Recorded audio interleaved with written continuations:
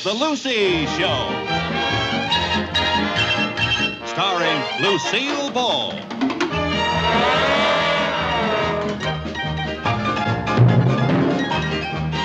Co-starring Vivian Vance.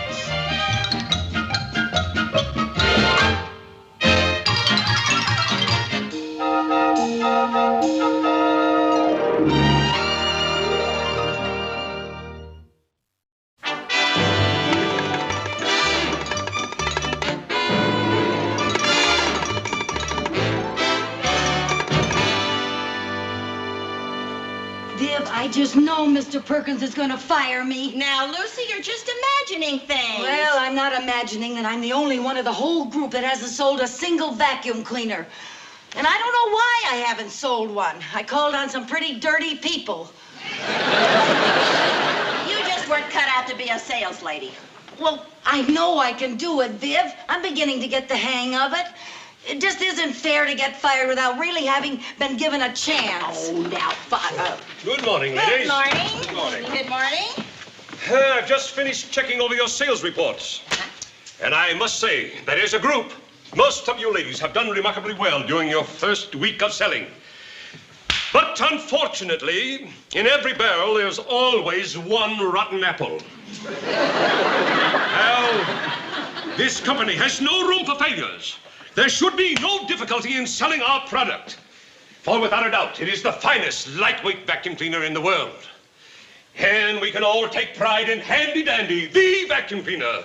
So just get out there and sell, sell, sell. Good day and good luck. Yes, sir. Good day. Mrs. Carmichael, I want to talk to you. I quit. Oh. Stop Mrs. that. Carmichael, maybe it's just as well, because frankly, I don't think you were intended for a career in selling. But, Mr. Perkins, I never really had a chance. You know, you gave me the worst territory in town. Oh, please, please, please. Maybe there's something wrong with your sales technique. Show me how you approach a customer. What? Well, pretend Mrs. Bagley's a customer and you're trying to make a sale. Oh, I couldn't sell her anything. Well, try. Well, all right. I'll try to sell it. You can stand over there. All right.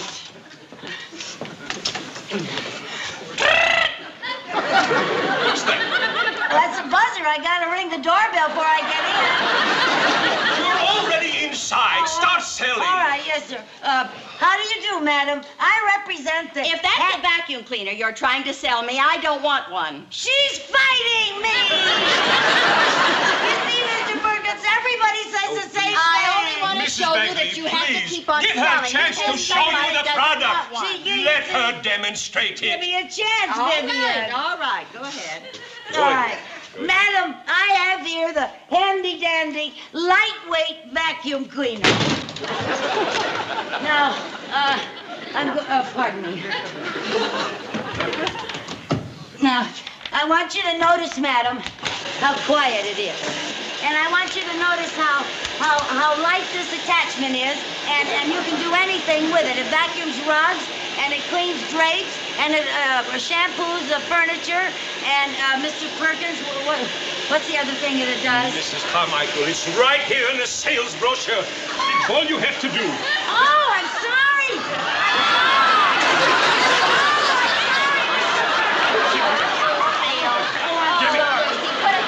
Never mind. I'll do it myself. I can read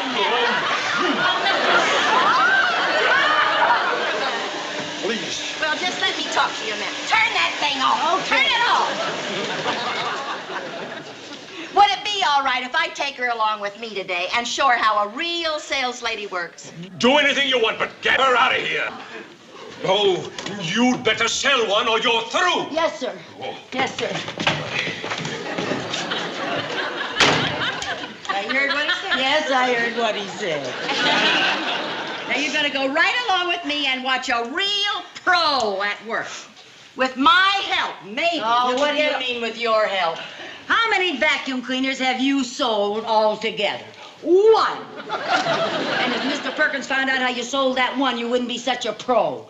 Suppose I told him that last night when you were practicing your sales pitch on me, I was such a pushover, I bought it. I know where I can make a sale, too. Where? Mrs. Mooney. Her husband's a banker. He can afford it. That's a marvelous idea. I'll go along with you. Oh, no, you won't. I thought of it first. Now he said we were supposed to work as partners. Well, we will, but after I sell Mrs. Mooney. Now, you can come with me, but wait in the car. Yes, Jim, I bought the stamp.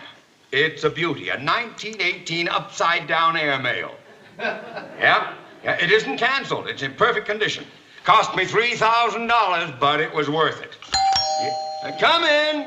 I haven't seen one of these for a long... What's that, Jim? Oh, no, I don't think so. No, hello, Mr. Mooney. Oh, no. Is Mrs. Mooney at home? No, and neither am I. Goodbye. How would you like to surprise your wife with a wonderful gift? Why should I? She doesn't have anything on me. I have here the greatest little vacuum cleaner in the whole country. Bully for you. Mrs. Carmichael, I am talking on the phone. If you don't... Well, you just finish Hello? your conversation while I get the machine ready for a demonstration. Don't bother. Hello, Don't Jim. bother. I'll just plug it in. That's a faulty plug. If you plug it in there, you'll get a shock and you'll... What? Nothing.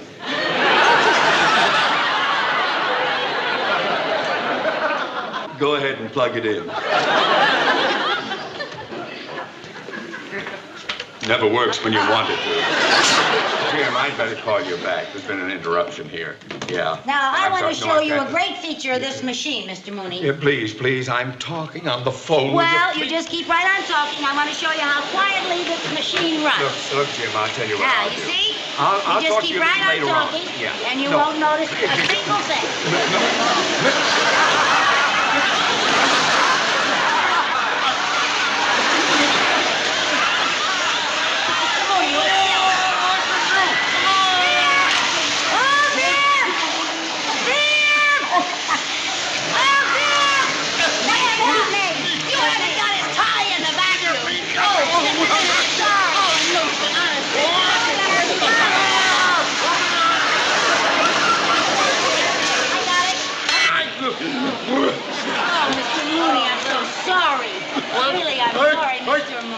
Okay, Get out. Get out.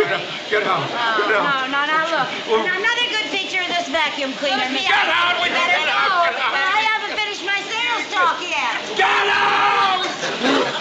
Well, Mr. Mooney, you don't have to get so mad. I'm only trying to make a living. I have to live, don't I? Why? Get out of that thing! Take it out! Get out! Don't get... Come on!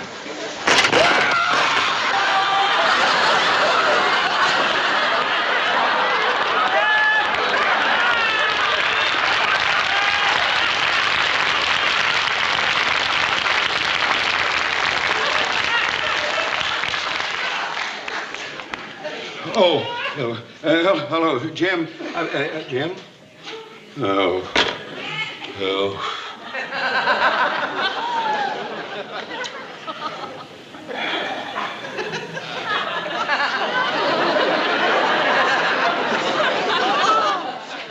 My stamp? My upside down, my $3,000 stamp. The vacuum cleaner!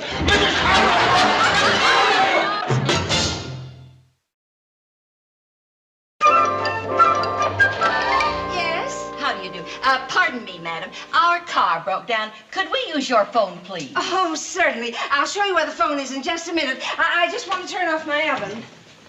Now, I'm going to show you a smooth sales approach. You just stick around and learn something. I'm so sorry. I just didn't want to burn my cake. That's perfectly all right. I'll bet you're a wonderful cook. Most beautiful women are. Thank you. If you'll follow me, I'll show you where the phone is. Thank you. Get your vacuum. Ladies, the phone is right in that. What's that? Are you selling vacuum cleaners? What makes you think that? Well, now, as a matter of fact, we are selling vacuum cleaners, Mrs. Mrs. White, and I don't need a vacuum cleaner. Oh, I can see you don't need a vacuum cleaner. I don't think I've ever seen a home quite as spotless and beautiful as yours is.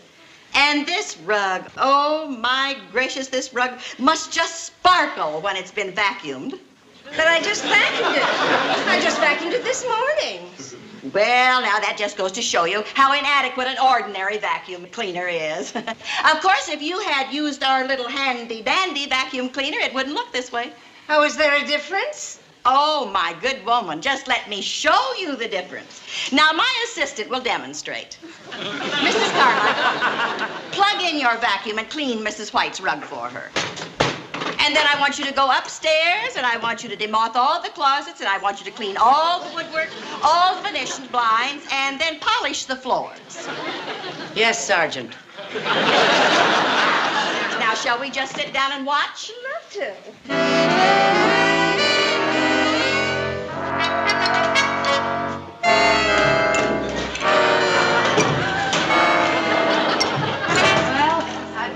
Bedrooms, the kitchen, the den, and the bathroom. You want me to start on the garage now? Good girl. I'm proud of you.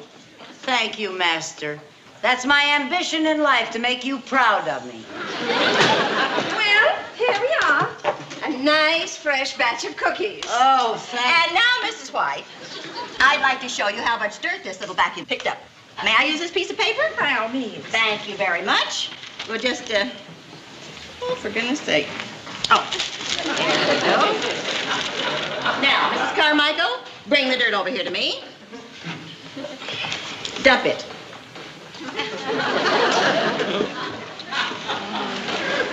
There you are. My goodness, that's amazing. Well, I certainly am impressed with your vacuum cleaner, and I'm going to buy one. That's a very wise decision, Mrs. White. I'll just write up your order. Oh, thank you. But my brother-in-law's in the appliance business, and I can get it wholesale.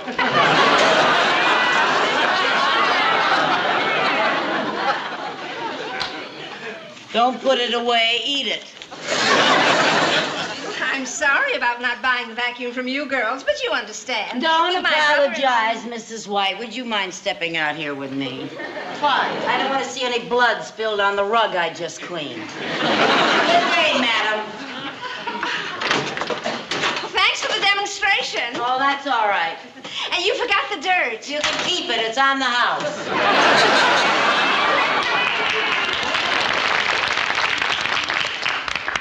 Well, a perfectly good airmail stamp.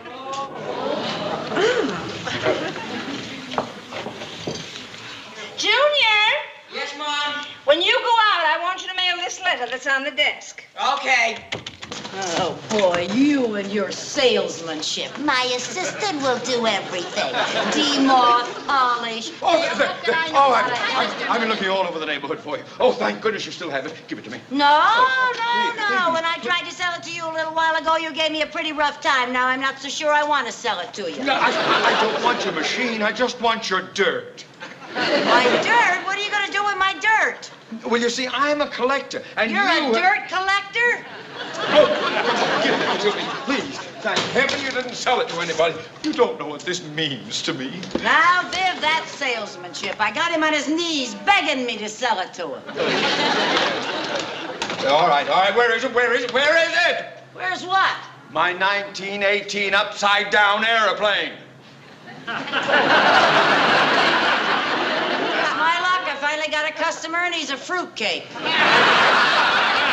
You better go home, honey. Lie down. You need a rest. Look, let me explain. When you were at my home, I had an airmail stamp on my desk, and your vacuum picked it up, and I've got to get that airmail stamp back. Boy, he really is a tightwad. I'll give you the 8 cents. That stamp is worth $3,000. $3,000. Oh, well, what were you mailing, an elephant? Mrs. Carmichael, that's a very rare stamp. All right, Mr. Mooney. Now, don't worry. If it was picked up by the vacuum, it'll still be in there because we haven't emptied it out.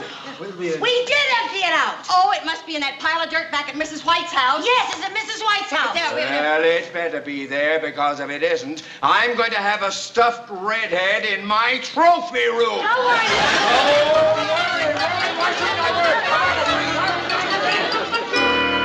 Hey, Mom, is this blue envelope the one you wanted me to mail? Yes, dear. Okay.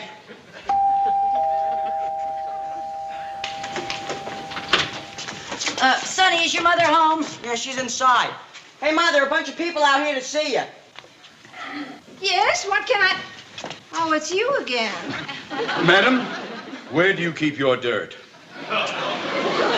My what? Your dirt. The dirt we emptied out of the vacuum cleaner when we cleaned your Oh, house. I burned that in the incinerator. Oh, no! Oh, no! Did you really burn it? Are you sure? There was a stamp in there, and if you burned the it... stamp.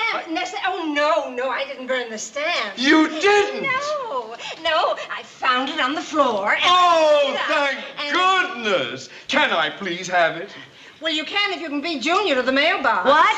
Well, I put a stamp on it, and he's mailing We it. gotta beat the kid to the mailbox. Couldn't you sell something soft? I'm sorry.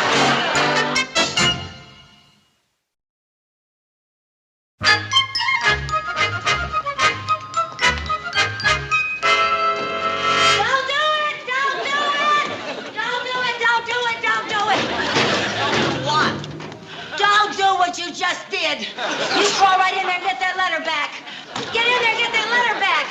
Come back here. Oh, Lucy. Oh. Did you get the letter? No, we were too late. The kid dropped it in. Oh, no! Oh, my stamp! Don't worry, What are you Mr. gonna Mooney. I'll get it back. Now, Lucy. Well, maybe the letter's stuck in the slot. You can't do that. You can get arrested for a thing like that. I got it. You got it? You got it, good girl. Give it to What? me. All Hand right. it What? Hold it now. Yes, Huh? here we are. What? Oh, Viv, what? My arm is stuck. I can't get my arm out. Let me help you. I'll get it Be out. careful now. All right, now just don't Careful, Viv. Viv. Ow. Oh, fine thing. Now, you Made me drop the letter. I made her. My stamp has gone down in there. Never mind about the stamp, Mr. Mooney. What'll they say if they catch me with my arm in the mailbox? Oh. Well, you'll know in just a minute, because here comes a postman. Oh, don't let him see me like this, Viv. Get around here. Cover me up. Oh, all right.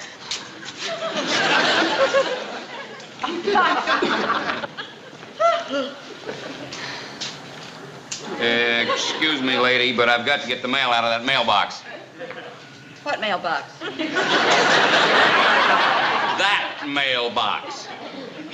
Oh, this mailbox. Look, would you mind stepping aside? Well, I really... Thank you. Now, I just...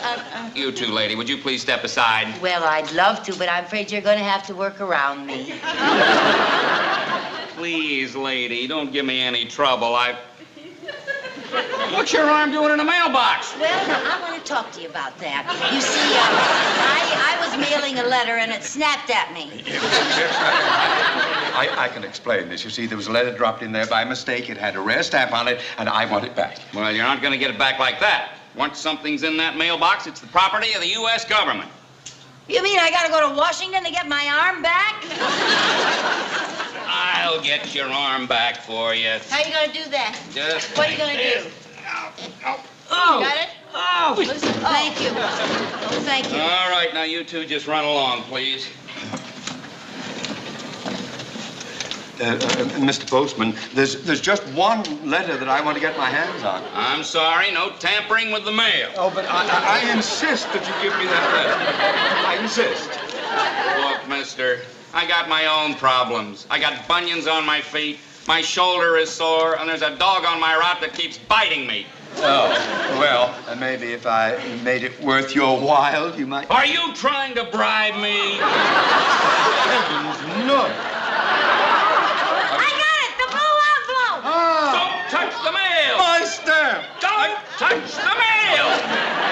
Now, if you want this back, you'll have to go down to the post office and talk to the postmaster. Oh, all right. Come on, you two. I'll need you to verify my story. Come on.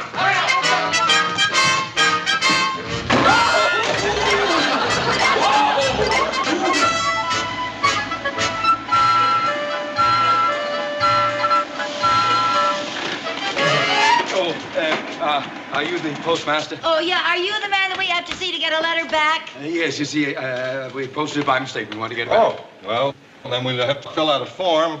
I'll need some pertinent information. All right, what do you want to know? I need to know the name of the party to whom the letter was addressed, the state, city, and zip code numbers. I don't know. Didn't you write the letter? No. Did you write the letter? No. Then you wrote the letter. 3 strikes, you're out. Wait a minute, doesn't this letter belong to any one of you? Well, no, but I can explain the whole thing. You see, I was selling him a vacuum cleaner, and it made a lot of noise, so we went over to Mrs. White's, and her brother-in-law sells appliances. So then Mr. Mooney told us that he collects dirt, and he'd lost his upside-down airplane, and Mrs. White's son mailed it in a blue envelope, so you just got to get it for us.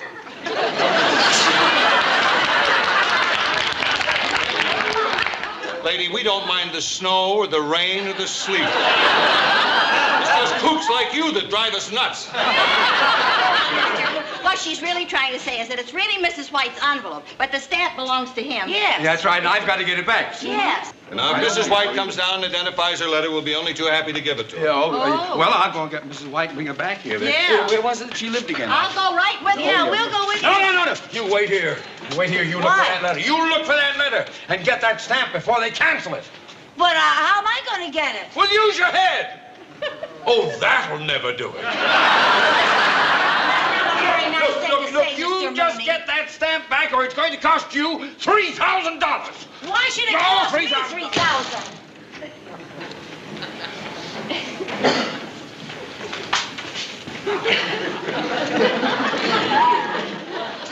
Well, now, hi there.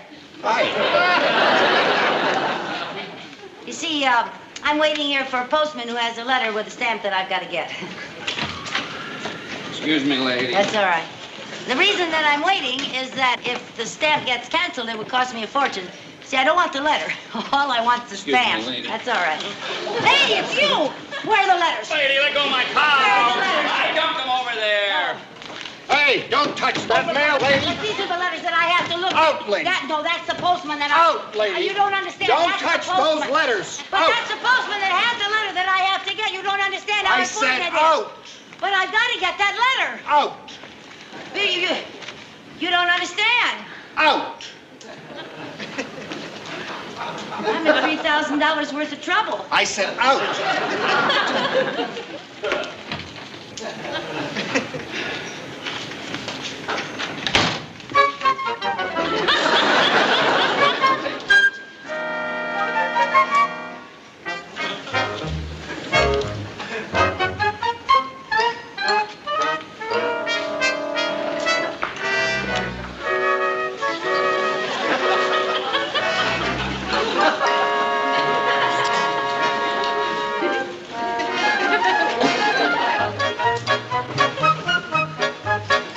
Hey, Sid. Yeah? Come in here, will you? All right.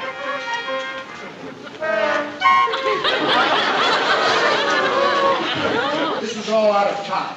I'll get it out right away.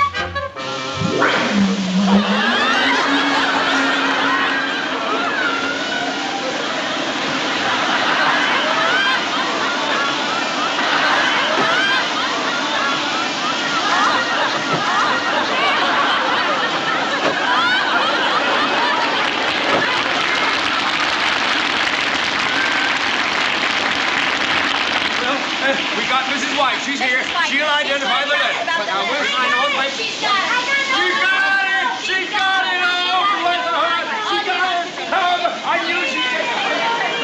I'll spin it back.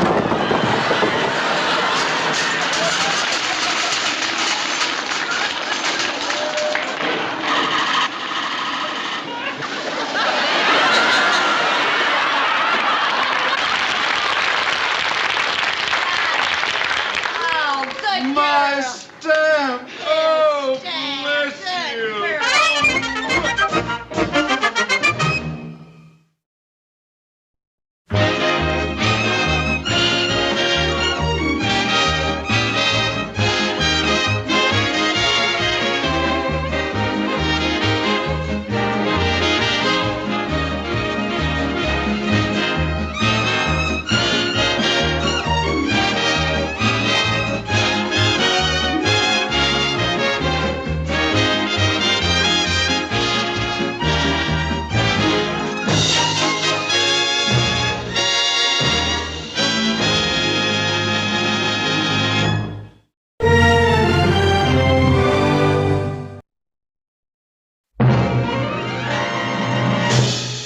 Lucy Show.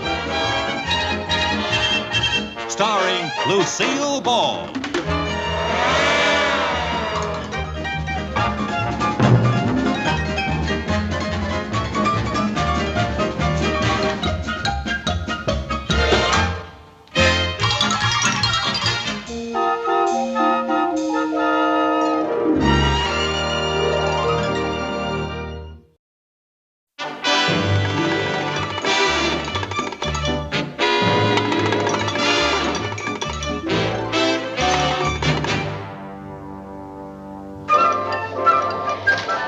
Where's Jerry? Good morning, Mr. Mooney. Oh, late again, eh? Oh, now, before you get in a tizzy, wouldn't you like to say good morning first? Mrs. Carmichael, with my station wagon filled with yowling kids, good morning is the last thing I would like to say. Oh, now, Mr. Mooney. I couldn't be like the other fathers and take up golf. I thought that would be too nerve-wracking. Come on, you just sit down and have a cup of coffee. Jerry will be ready in a minute. Well, I hope it's good and hot. My knees are freezing. I brought your mail in. Thank you. Uh-oh, hooray, it's here at last. Oh, what is it? A proposal of marriage from a pen pal? These are 3 tickets for the Danny Kaye show. Oh, no. What's wrong? They were swamped with requests and I was too late. Oh, of all the miserable luck. Miserable for you, a blessing for Danny. Mr. Mooney, you've got to help me. I gave Chris and Jerry my word. They're just going to be brokenhearted if they don't see that show. Mrs. Carmichael, may I point out that I am your banker, not your ticket broker? But you have connections. Isn't your friend Mr. Crawford a vice president of the network or something? You could call him for tickets. I already did. For Irma and the Bridge Club. He assures me there isn't a single ticket available. Oh, dear. Hey, the stars always have extra tickets. You could ask Mr. Crawford where I could get in touch with Danny Kaye. Knowing you, I would be reluctant to put you in touch with Mr. Ed. Oh, come on, Mr. Mooney, now. This is for my kids. Come on, call Mr. Crawford. I can't call him now. He's on his way into New York City. How do you know? Because he is lunching with Danny Kaye at the Park Royal, and I may kill myself. Park Royal. Thank you, Mr. Mooney. You have just saved my life. Oh, Danny. Please forgive me. Oh, hello, Mr. Kaye. Hello, brother.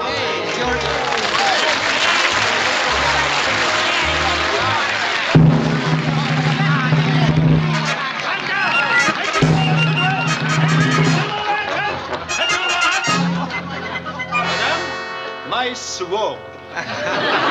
Bruno, lead the way. Bravo, bravissimo. This way, Mr. Kaye. Glad to have you back in New York. It's nice to be back. I must say. Pardon me. Pardon me, please. Pardon me. Waiter. Table for 1, please. Do you have a reservation? No. No, I haven't. I'm sorry, we're all filled up. Oh. Well, frankly, I didn't come in to eat. I just wanted to talk to Danny Kaye a minute. Please, madam. That is out of the question. Oh, I'm Out of sorry. the question. But I'm one of his biggest fans. I'm sorry, madam. Can't come in. I've just got to talk to him. It's very Please, important. madam, good day. Excuse me, please. Excuse me. Excuse me. Excuse me, please. Good afternoon, Bruno. Oh, hello, Miss Holloway. The girls and I are here for the fashion show. Oh, yes, the fashion show. Well, the dressing rooms are right through here, and your clothes already have arrived. Good. I'll get the girls. Fine. Excuse me. Excuse me.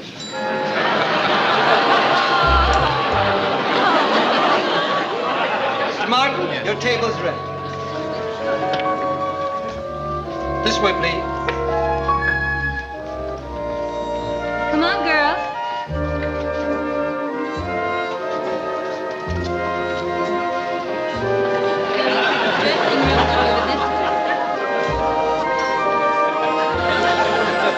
You know, I heard a very, very cute story the other day.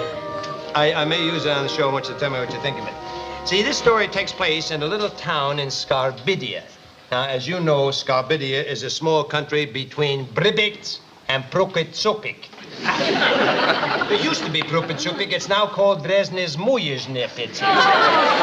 Well, there was this native Scarbidian, you see, and he was walking down the street one day, and he stopped to light a cigar. Now, after he got the cigar lit, he leaned down and gave it to his dog to smoke.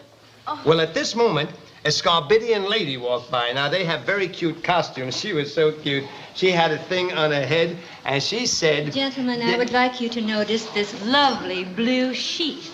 You see, it's a lovely fabric. Dear, not in the middle of Scarbidia. You almost stepped on the dog just now. Oh, excuse me. Yes. And the lady said, Brujes Neuets is Najets is Boches. And the man said, Oh, Boris is not my judges. And she said to him, Zuki Nibits is Trobit. I forgot you fellas don't talk Scarbidian, huh? Well, anyway, in English, what happened is the woman said, Listen, how long that your dog is smoking cigars? So the man turned to her and he said, Why do you ask me? Why don't you ask the dog? So the little old lady leaned down and said, Hello, Poppy. And the puppy said, Roo! She said, Puppy, tell me something, Puppy. How long you're smoking cigars? And the puppy said, Roo! Ever since I stopped smoking cigarettes. That's kind of cute, isn't it? Well, we may use it. I don't know. It's a kind of a cute story. Gentlemen, may I call your attention to this handsome cape? It's one of our latest creations. Mr. K, may I have a word with you? What? I can't now. It's very busy. Huh? A little later on. Mr. This K, man.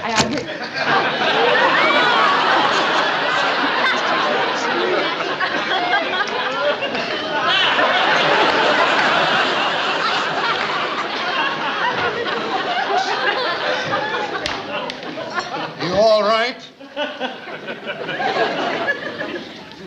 I'm fine.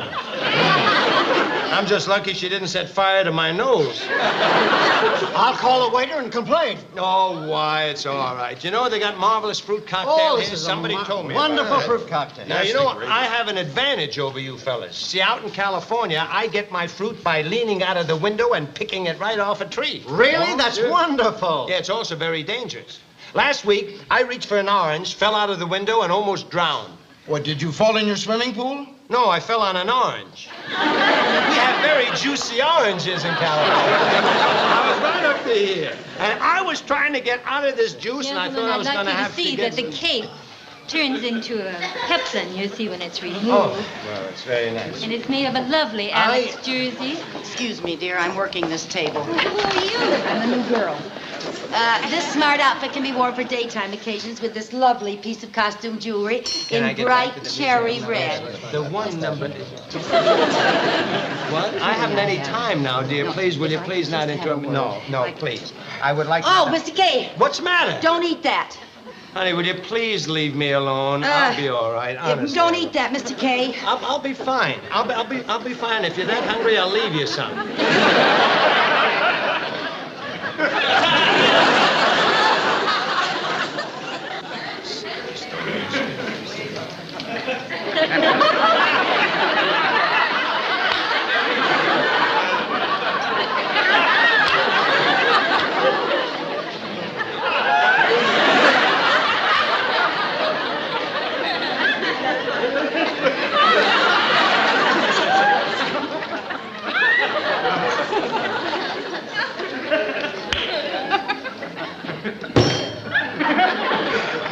Anything wrong? Oh, no.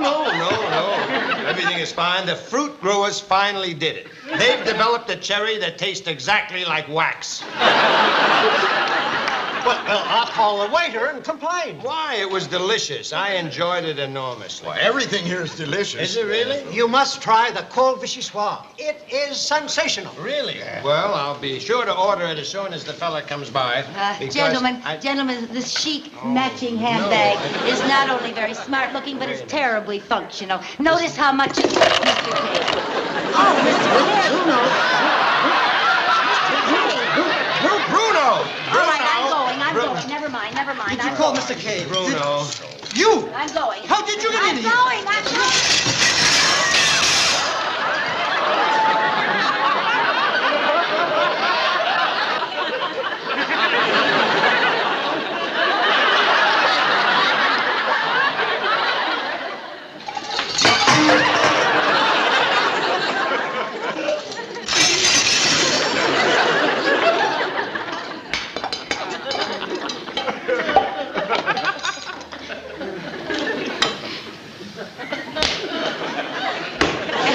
You will pay for this! You will pay for it! Please, Bruno, I'll take care of everything. Just send the bill to me at the Grand Plaza Hotel. Thank you, Mr. K. That's all right. Young lady, you're a very nice young lady, and I can see how somebody will fall in love with you. But for the moment, please go home. Will you please? That's a good girl. Just go home. Well, I'm so sorry.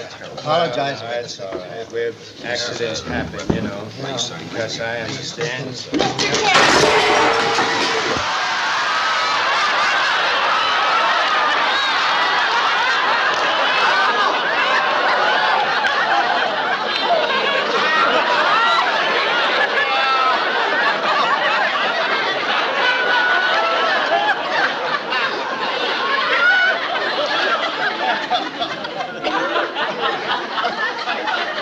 I just wanted to say thank you, Mr. K.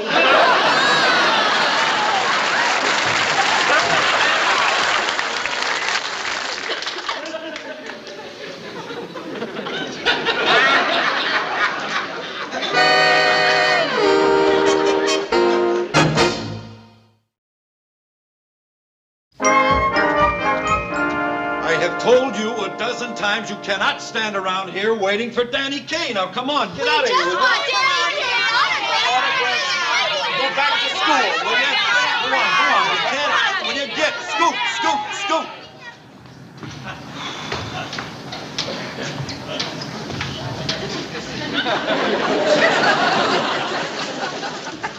And that goes for you too, lady. Out. I'm not waiting for Danny Kaye. I'm just getting some fresh air. I live here. Oh? What's your room number? 1201. Oh, 1201. Well, Yes. then you should be able to get a lot of fresh air up in your room. This building only has 8 stories. Now get along with it. Go on. Can't wait around here. Hurry up. Get. Say, how would you like to make a little extra money? Lady, are you trying to bribe me? Me bribe you? Oh, don't be ridiculous. That's the farthest thing from my mind. You are trying to bribe me. No, it's heavy. I just want you to hold it for me. Well, I don't know what your little scheme is, but just what do you have in mind? Well,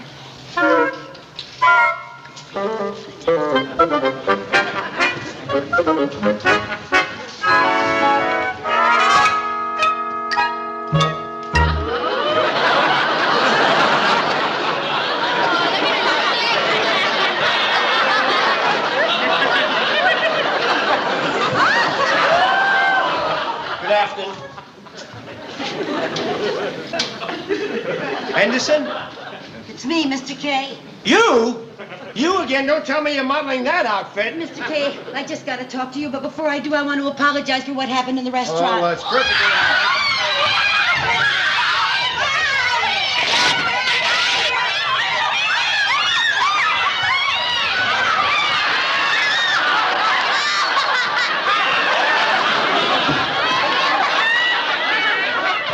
That's terrible. No, it's not terrible. It's when they stop tearing your clothes off that you got to start worrying. I'm so sorry about what happened, Mr. K. I just can't tell you how Nothing sorry I happened am. very much. You I just see, had a I little have vicious lodge in my head. Comedians, you'll do anything for a laugh. As I was saying, Mr. K, you see, I have 2 children and I live in Danfield, and I promised him that I would get. What's the matter? Do you mind if we continue this discussion? About it's a little chilly out here. Why don't we go up in my room? Your room? Yes. Oh, that's wonderful. That's right, we'll go. through the lobby like this? What's the matter with you? How am I going to walk through the lobby? I can't walk through the lobby like that. Well, wait a minute. What? Come with me. I got an idea. Can I? Well, I'm not sure. No, I now, like come on. any It's all right. ideas that you have.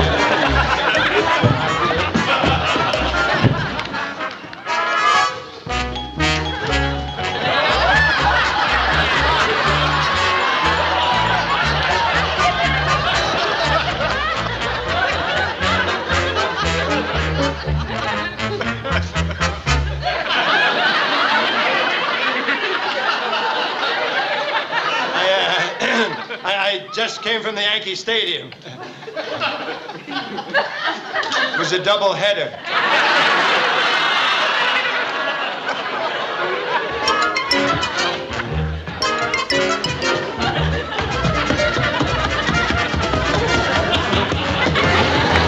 Oh, that's my problem, Mr. Kane. I'm sorry I was such an awful pest, but you know how it is when you make a promise to children. Well, I think I may be able to help you. I'm pretty sure. The only person who might have some tickets is Mr. Paley, Who's he? the CBS head man. Oh. Now, lucky for you, Mr. Paley and I are like that. Oh, wonderful. Yeah. Gee, I want to thank you, Mr. Kane. Thank you so much. You know, you're not only a great performer, but you're a great humanitarian. That's nice.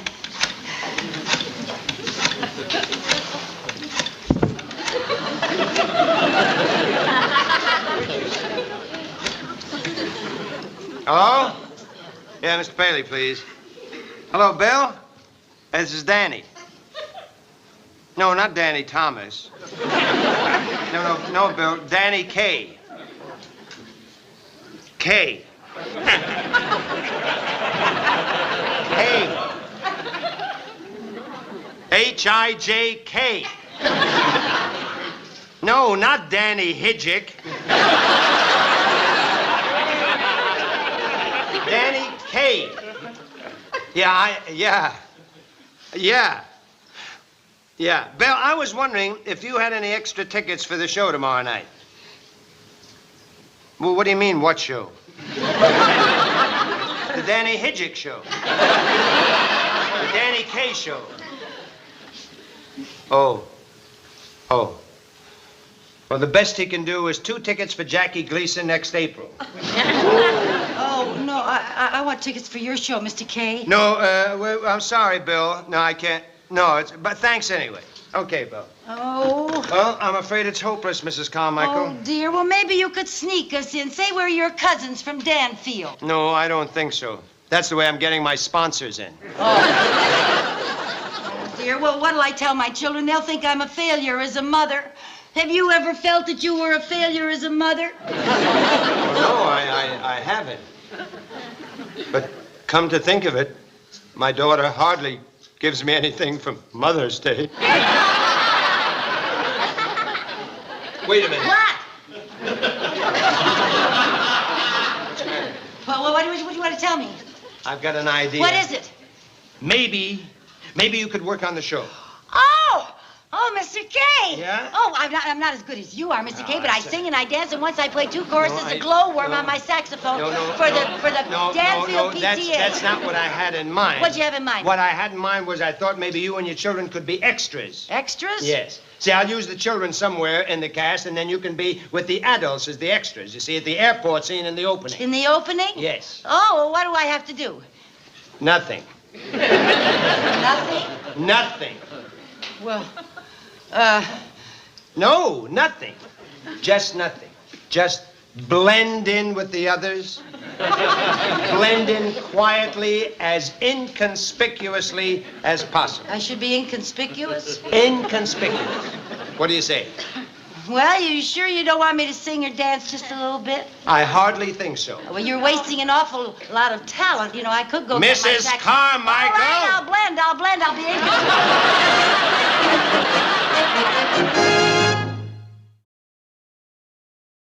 It's the Danny Kaye Show.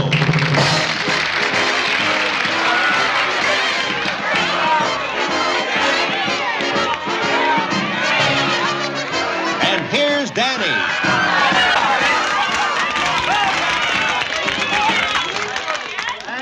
thank you very much. This has been one of the most spectacular welcomes I've ever had, and I deeply appreciate it. Thank you very much. And thank you, ladies and gentlemen. What a wonderful, wonderful welcome. It is certainly great to be back here in New York. Now,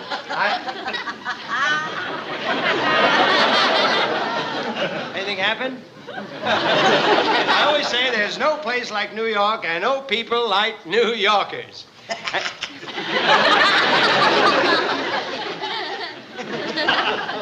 know, I just love New York. Do you know that? I adore walking around the city and taking in the sights. You know, a lot of people feel that they know their own city, and I always have the feeling that I have yet to learn more about my city. But I really have got to be careful. The last time I was here, I was arrested 6 times for jaywalking.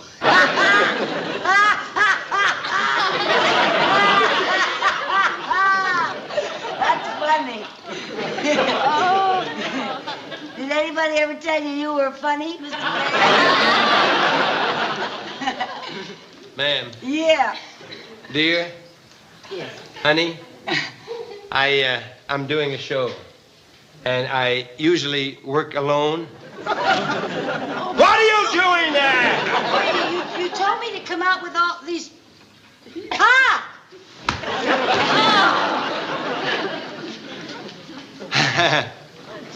Speaking of New York, I heard a very cute story the other day. There was a taxi driver, and he drove up to the corner, and he was hailed...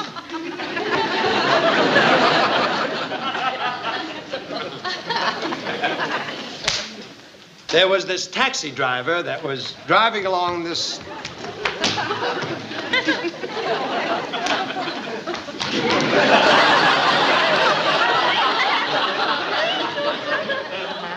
There was this taxi driver.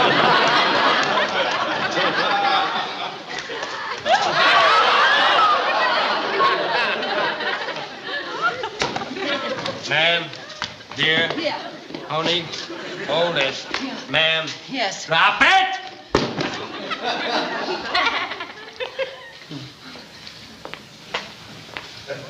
Ladies and gentlemen. Oh, by the way, what is your first name? Lucille. Lucille. Now, Lucille, did anybody ever call you Lucy? Some of my friends. They did. Well, now that we've gone into partnership, how would you like to do a song and dance with me? Oh. Would you like that? Oh. Oh, yeah. Huh? Yes. Fine. Now, all you have to do is just follow me. Do exactly as I do. Oh, all right. Fine? Yes. Okay. All right, maestro, please.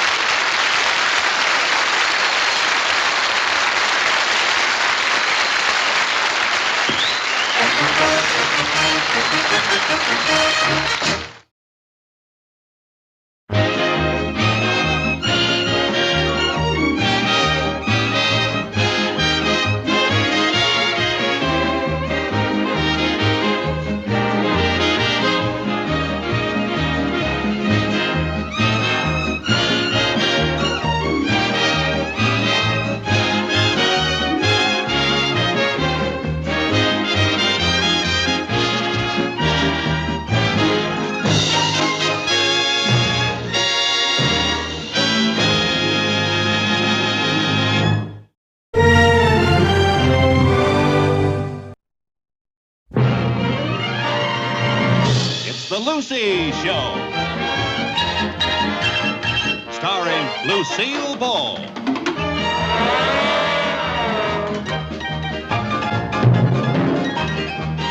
Co-starring Vivian Vance.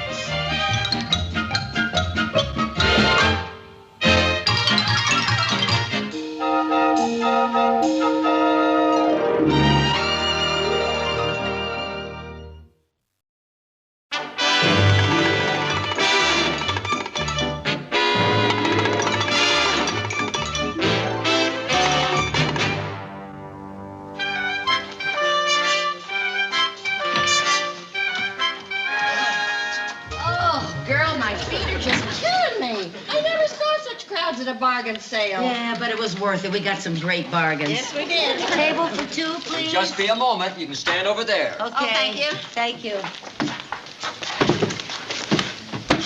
You know, we make a great team at a bargain sale. Thanks for running interference for me so I could get that last pair of 39-cent stockings. Well, that was the least I could do after what you did for me in the lingerie department. Here's the check. Come on. Put your stuff down there. Oh, Viv, look, there's a big sale at Bigelow's. How'd we happen to miss that? Look at that, dentures, $4.98. Dentures, $4.98? Yeah, they're made in Japan.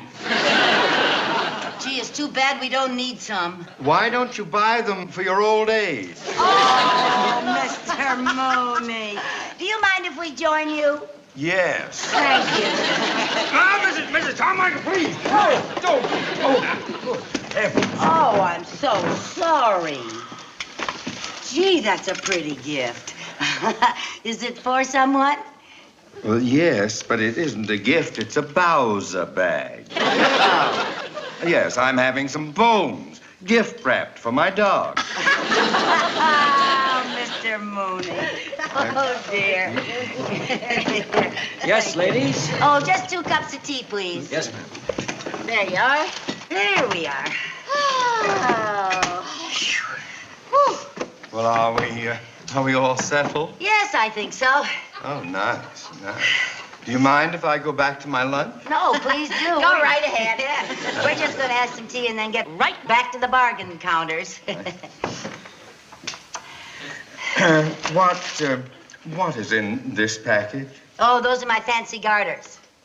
Well, your fancy garters are on top of my liver. Oh, I'm so sorry. Oh, That's too bad. Gee, I didn't see that, Mr. Mooney. Oh, thank you. Thank you very much. Thank you. Oh, this good. Tastes good. Ooh, I'll say it is. Hey.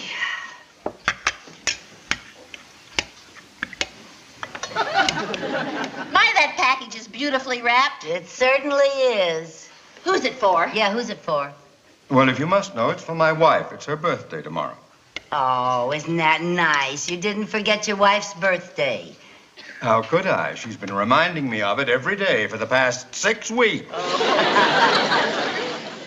What did you get her? Yeah, what'd you get her?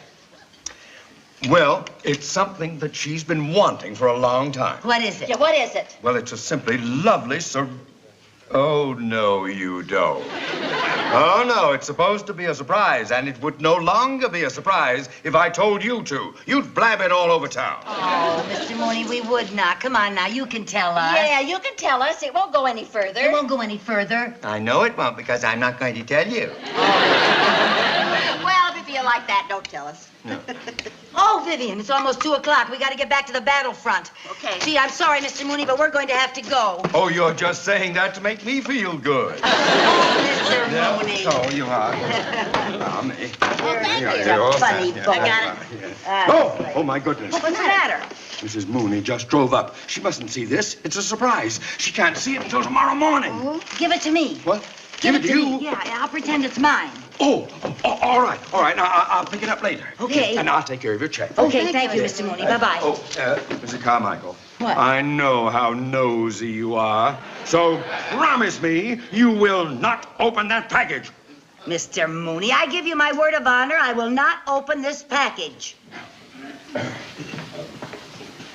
Let's go by the doctor's and have it x-rayed. No. All right, come on. bargain sale. I'm black and blue. Well, a good bargain is worth a bruise or two. Viv, you better take off Mr. Mooney's package. I can't get these down. Just a minute. Ugh. Whew. Here we are. Here.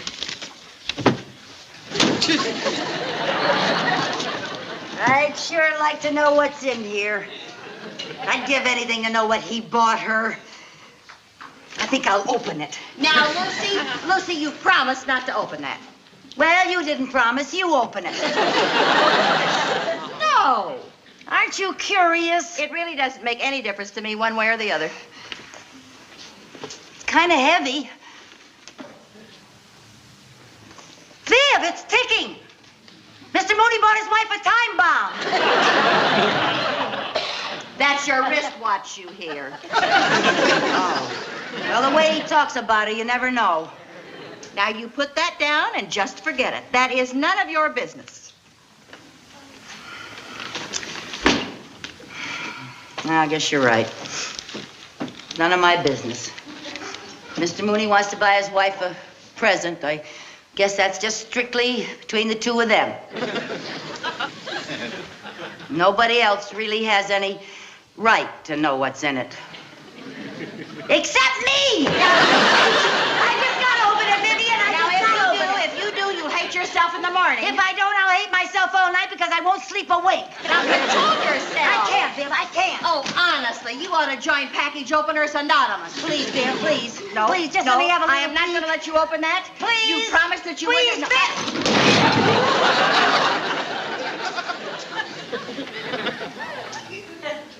Now look what you did. Me? You did that.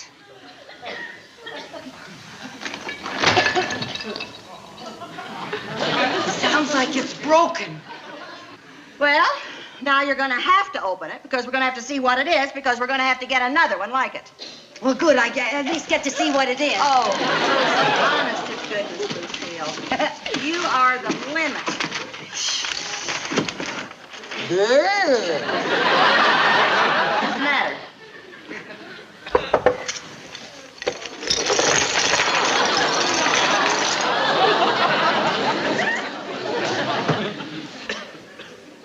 What is it? A ceramic jigsaw puzzle. Vivian, what are we gonna do? Well, I'll tell you what we'll do. We'll get a bottle of glue and we'll glue it all back together again. Then as soon as we see what it is, we'll go and get another one just like it. Vivian, you are a genius. Compared to you, yes, I am. I'll go get a bottle of glue and I'll start sorting out all these pieces. You're gonna sort them out and then you're gonna put them all together.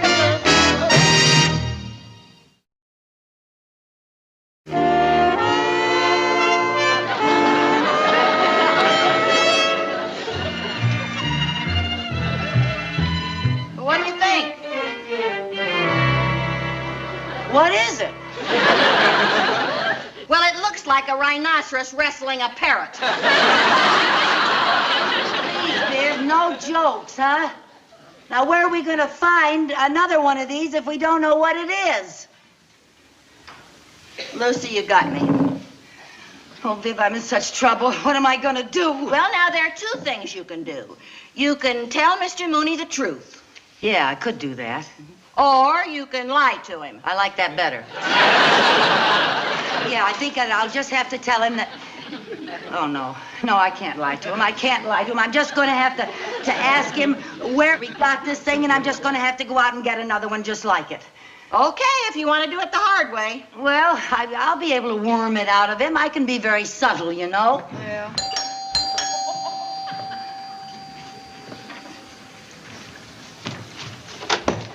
Hello, Mrs. Carmine. Get that thing out of here. Yeah, hurry up. Oh, boy. Hurry up. Oh, wait till I get all the pieces. Oh, the box. Just a minute. Just a minute.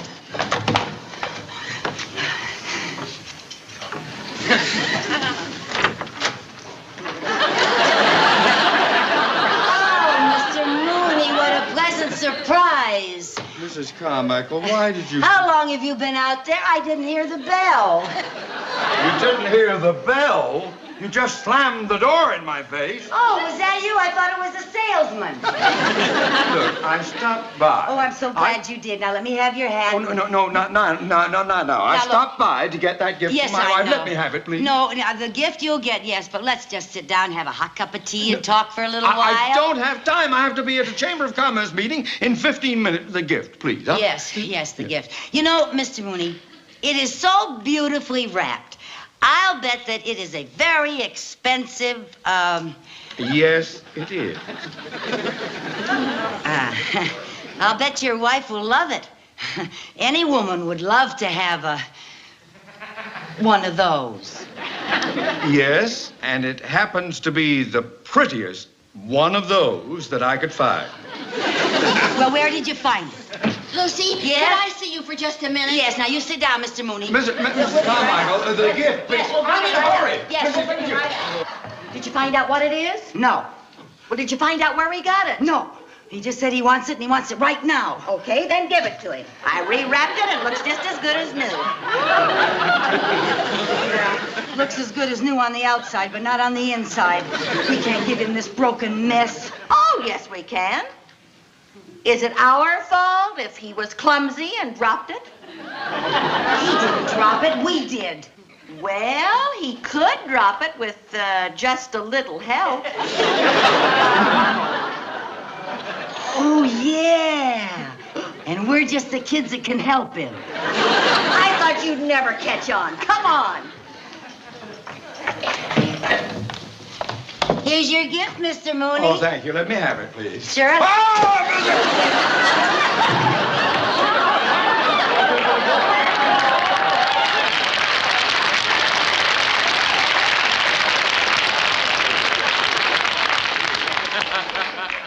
Mrs. Carmichael, this is breakable. Oh, I'm so sorry, Mr. Mooney. I don't know what came over me. It was a stupid thing to do. Oh, look at the bow. It's coming off now. Let me have it now. The bow Fix is it. perfectly all right. I'll take it home. Now, fix it Mr. myself. Mooney, I insist on fixing the bow. Don't you let me have it. It's all right. All right. Let me have it.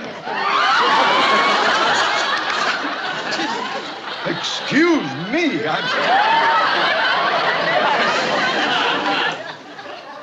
What are you doing down there? Yes, Viv, what are you doing down there? For heaven's sake, get up. Well, Get up.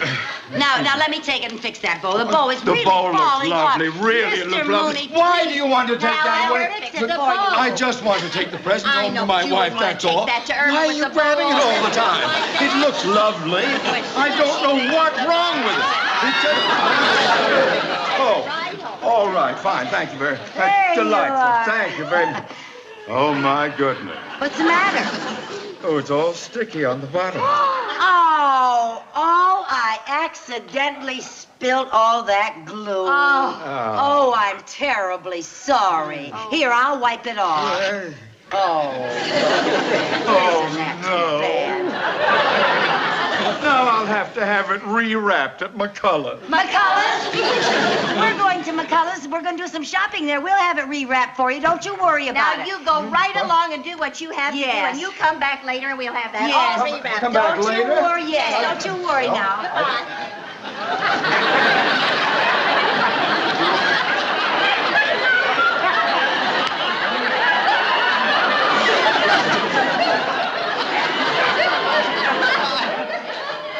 Why do these things always happen to me? Why me? I lead a good life. I'm a moral. I give to charity. I'm kind and considerate to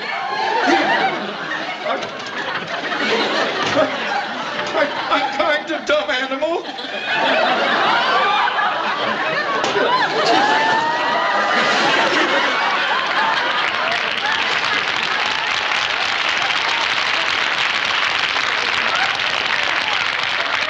Somebody up there hates me. Mr. Mooney, Don't touch me! I'd rather be stuck to this door forever than stuck to either one of you for 10 seconds.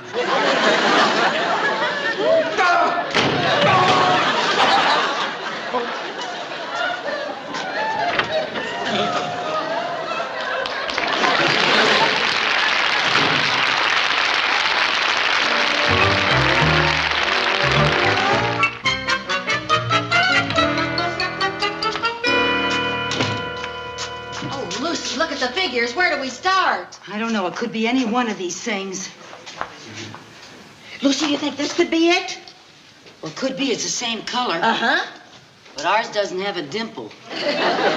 Maybe it's one of those pieces left over. Good afternoon, ladies. May I help you? Yes, I'd like to ask you something. If you broke that and glued it back together again, would it look anything like this? What is that? That's what we're trying to find out. Yeah, do you know Mr. Mooney, the bank president? Mr. Mooney? Oh, yes, a very good customer. Well, he was in here this morning and he bought something for his wife, and we've got to get another one just like it. Let me see now. Oh, I remember. Good. A ceramic cat. Mr. Gould? Yes. Oh, pardon me. This lady just bought that. He bought this for his wife. Boy, he must really hate her. Oh, boy. We'd like to buy that, please. Oh, I'm sorry. I just sold it to that lady. Oh. Oh, well, then we'd like to have one just like it. Yes. I'm sorry. We're all out. Well, do you know where I might find one? Has anybody else got them? Oh, Bigelow's had one in their window. Bigelow's had them? Oh, It thanks may a lot. still be there. Yeah,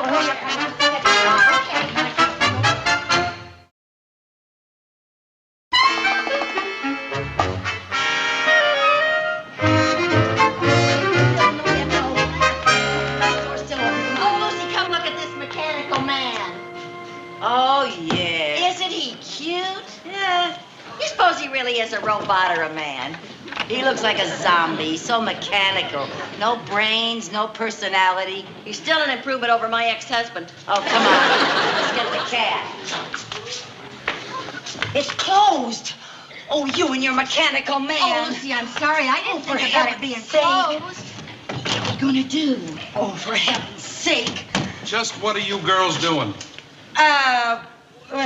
We were just locking up. We work here. Oh, yeah, it's been an awful day. I'm exhausted, Lucy. Let's go home, huh? Yeah, I'm tired, yeah. Good night, officer. Yeah, it's Good locked. night. Good night, officer.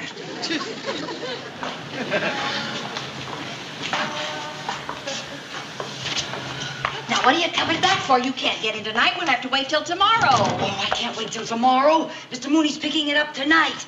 Maybe there's somebody still in there. Open up. Please open up. Oh, dear. Hey, Viv, you see what I see? What do you see?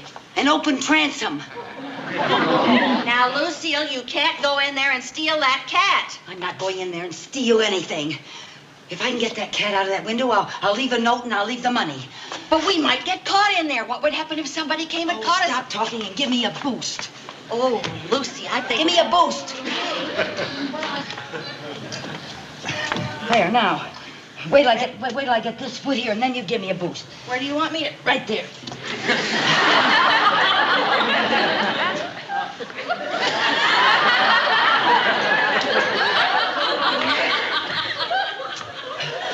Get over near the building. Oh, wait just a minute, girl. Boy. Okay? Are you all right? I think so, if I can get up here. Can I help you Yeah, anymore? just watch for the policeman. Okay? Yeah. Lucy, here he comes.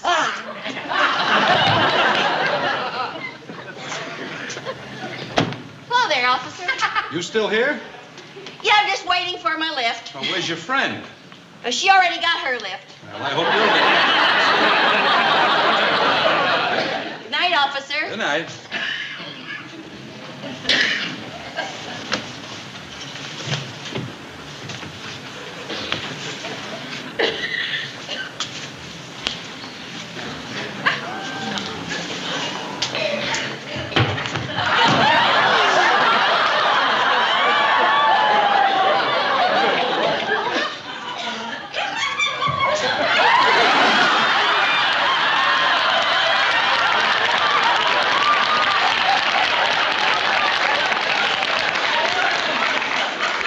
sure you wouldn't like me to wait with you? Oh, no, officer, you don't have to wait with me. All right, if you're sure of that. Oh, I'm absolutely sure. I'm not afraid of anything. Good night.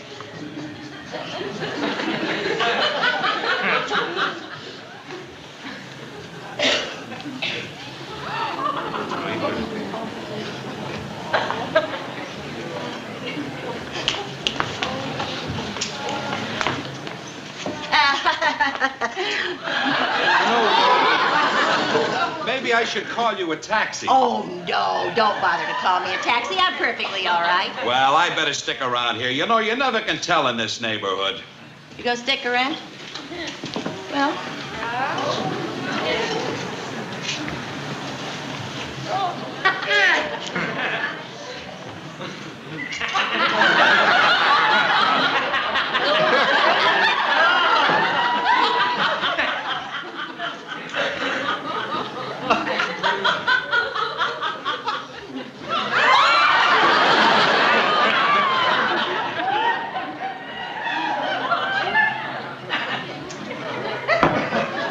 Did you hear something? It was that mechanical man in the window. I think he sort of made a noise. Yeah, that's a pretty good gimmick they got there, you know? Yeah. That's wonderful. They sure do look real, don't they? Yeah, I guess they do. I never could tell the difference, you know.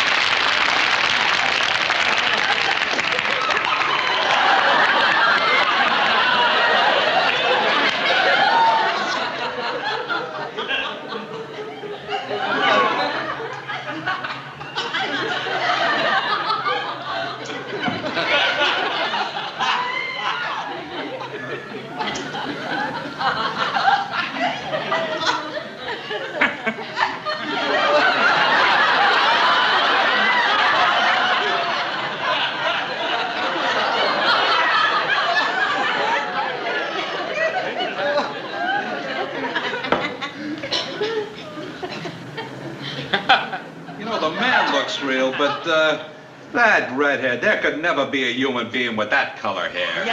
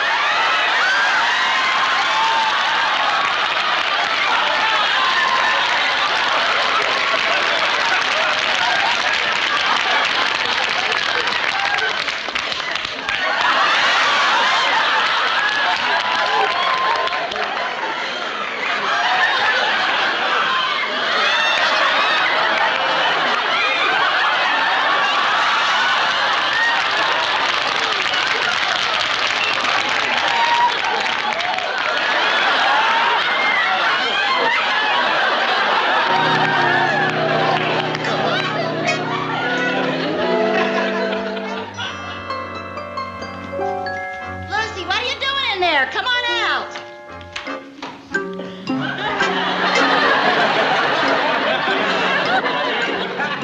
Oh, you can stop that mechanical bit now. I like it. It is fun.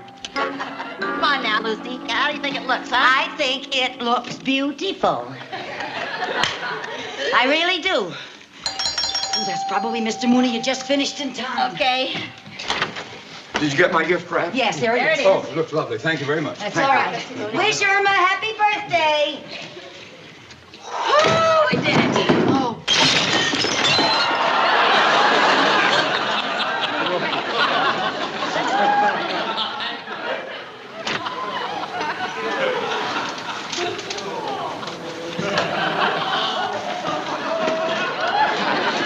Mr. Mooney, you didn't.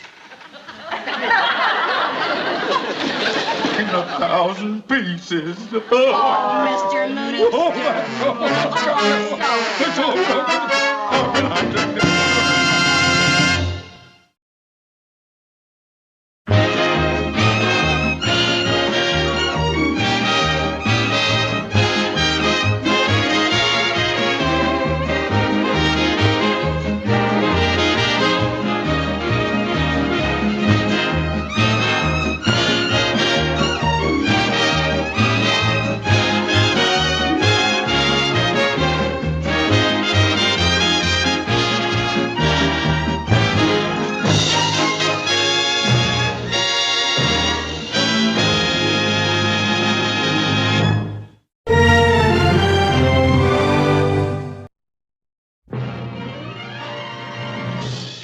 Lucy Show.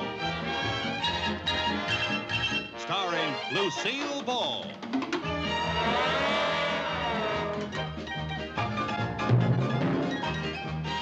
Co-starring Vivian Vance.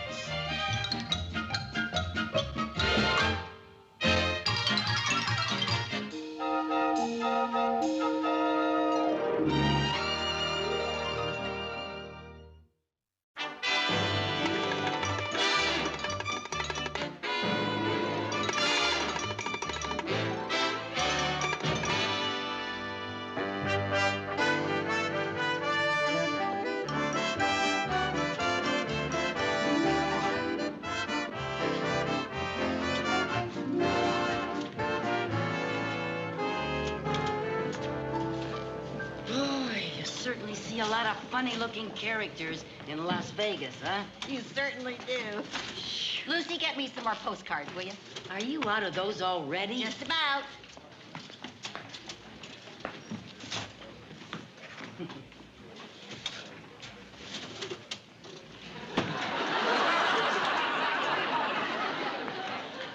How many of these things are you sending anyway? Oh, what's the difference? They're free. And I want all of our friends back in Danfield to have a picture of this beautiful hotel. Yeah, it sure is beautiful. This is really living, huh? Good afternoon, ladies. Oh, good afternoon. Care for some tea and cookies? Oh, I'd love some. Yes, thank you. Thank you. Oh, tea and There you are. Thank you. Gee, isn't that nice, serving tea in the lobby? Uh-huh. And how about the coffee and that Danish pastry they served us this morning? Yeah. Just wonderful the way they wait on us hand and foot. Mm-hmm. I told you this was one of the nicest hotels in Las Vegas. Yeah, I sure wish we were living here instead of that crummy motel down the street.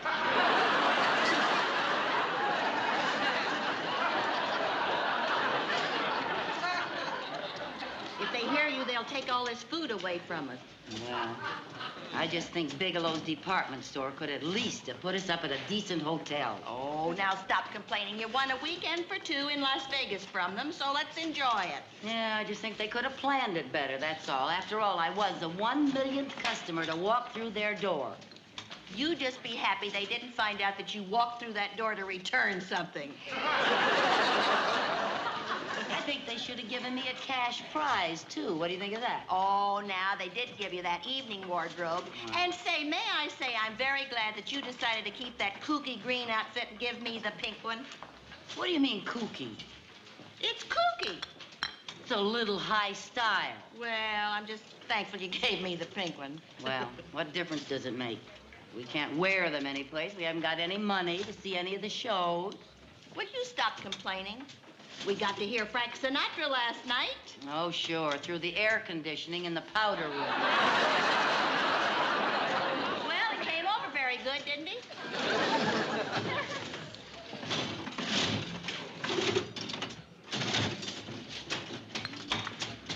Viv, how much money do we have? You mean besides our eating money and our bus fare to the airport? Yeah. We have $5.50. Good. With a little luck, we may have enough money to see every show in town. How?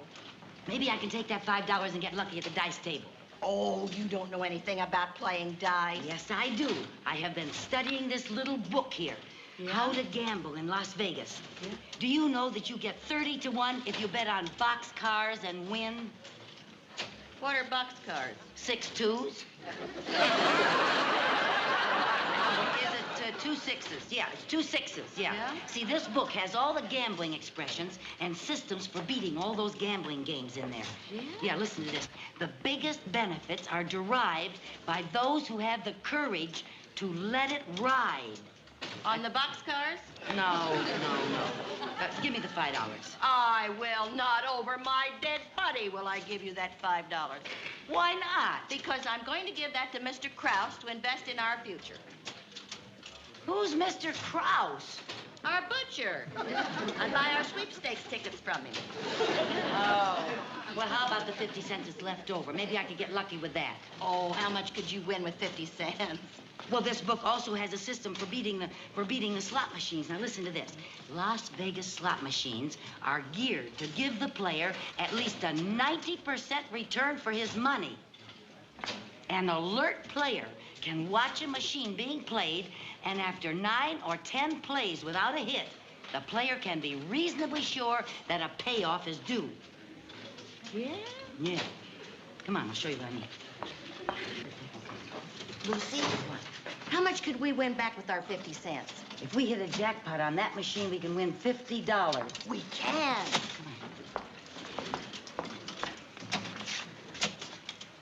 Oh, do you mind if we watch? We thought maybe we might be able to bring you a little luck.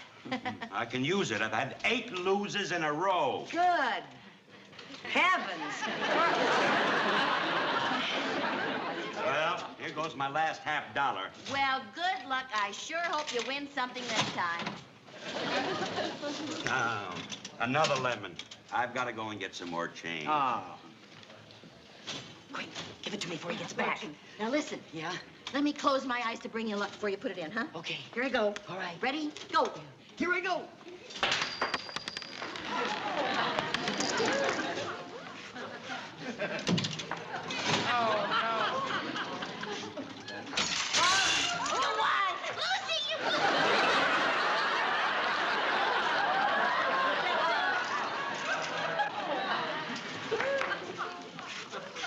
Lucy, what happened? It dropped on the floor. Oh. Oh, thank you. You lost our 50 cents. I couldn't help dropping it. Well, it really serves you right. Cheaters never prosper. Well, anyway, the machine paid off like the book said. Well, there goes all those shows we were gonna see. Honestly, I don't know why we even bothered to pack that evening wardrobe. Oh. Good afternoon, ladies. Good afternoon. Why, he's handsome. Who do you suppose he is? I think he's one of the bosses. Oh, I wish he were my boss. Yes, Mr. Cardenas, what is it? Oh, Dick, I've got a big gambler coming in town. Now, we really want to roll out the red carpet for him. Yes, sir. I'll tell you what you do. You give him our best suite, call around town, get the best ringside tables for all the shows, and you better have a chauffeur-driven limousine at his disposal. Yes, you got sir. that? Yes, sir. And listen, don't forget, everything is on the house. Yes, sir. Did you hear that? When a big gambler comes to town, they roll out the red carpet for him. They've got him reservations at every show in town. It's not costing him a cent. Them that has gets. Yeah, you know what? What? We're gonna act like we has till we gets.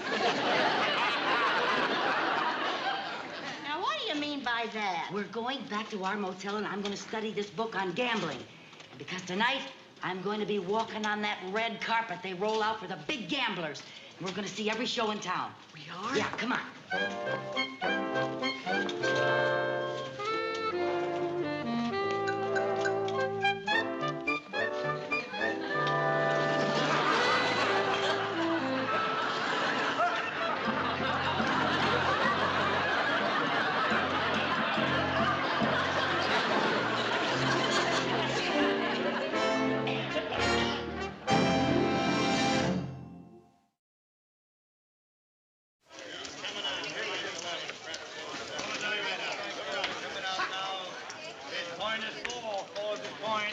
They're coming out now, put them down. Hiya, boss. How's it going? It's kind of slow. Hey, boss, here comes a couple of live ones.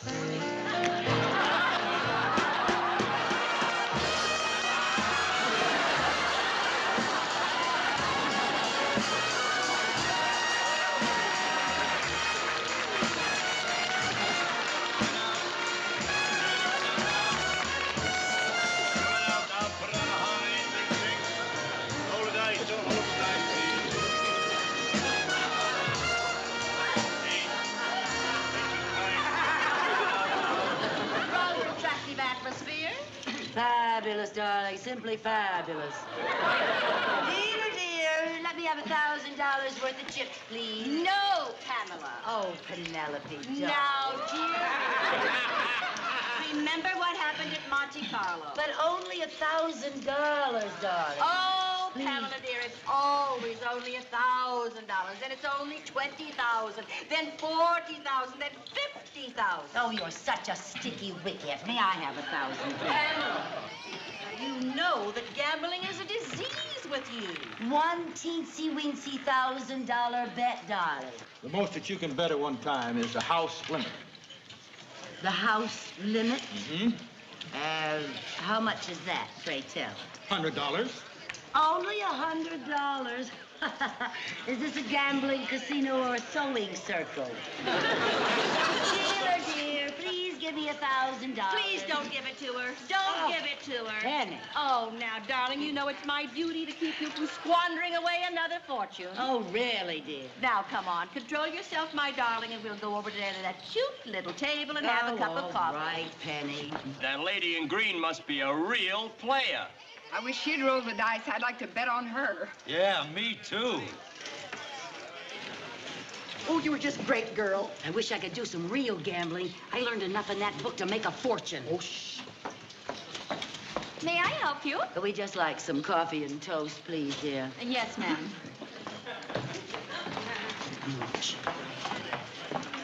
Pardon me, ladies.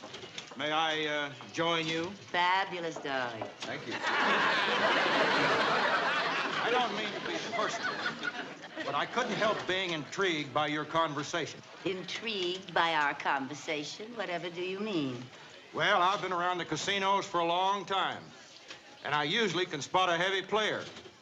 But I never would have taken you for an inveterate gambler. Well, I've been inveterate all my life. Even when we were little girls, she always wanted me to play jacks with her. Well, all little girls play jacks. Jacks are better. Oh, it's true, yes. Ever since I can remember, I love to play cards. Now, you're not going to believe this, but when she was a little girl, her parents used to have to play strip poker with her every night to get her to undress for bed. Pamela, stop shuffling those crackers. Oh, dear, I'm terribly Isn't that sorry. terrible? It's With just... all her money, I don't see why she wants to gamble at all. Oh. Pamela, you see how obsessed with gambling the poor child is? Oh, stop exaggerating, darling. But your 1,000 is not time to catch it. Oh, Pamela, will you please try to control yourself? Well, I really can't help it, darling. It's in my blood. I know, dear. Were your parents gamblers? Well, in a way, yes. But they were very refined. The only time I ever heard my mother raise her voice was when she yelled, bingo. And your father? Well, he was in oil. He has one of the largest oil fields in Texas. Oh, what's his output? How's that? How many barrels does he get a day? Well, I don't know, actually, but I do know they had to send out for bigger barrels. That sounds like a lot of oil. Oh, it sure is. Oh, here's our coffee. Thank you so much, dear girl. Thank you. Thank you very much. Pamela, dear. Yes, darling. May I have some toast? Oh, of course.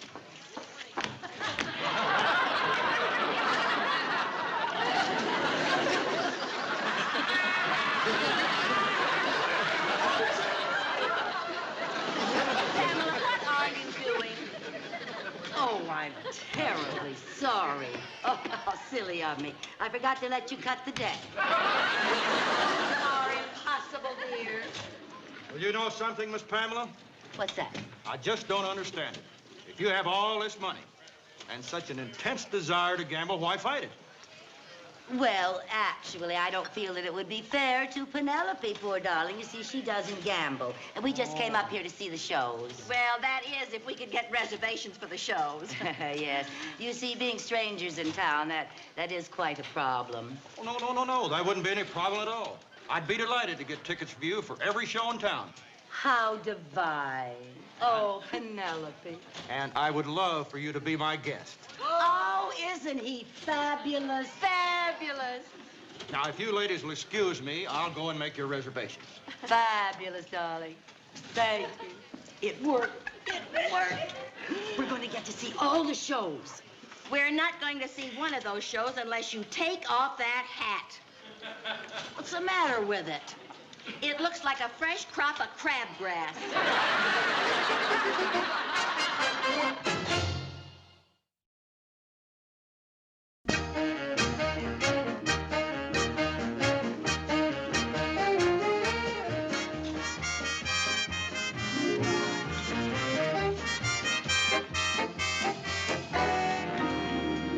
Excuse me, ladies. Will that be all? Yes, thank you. That will be all.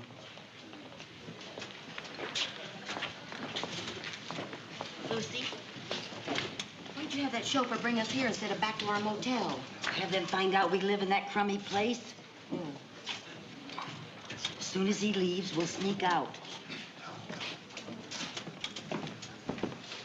Good evening, ladies. Did you enjoy the shows? Oh, they were fabulous. Thank you, yes. Mr. Kellstrom, this is a young lady I would like for you to meet. This is Miss Pamela, Miss Pamela. Pettibone. Pettibone. Pamela Pettibone. And this is my friend Penelope. Penelope Poopendorf.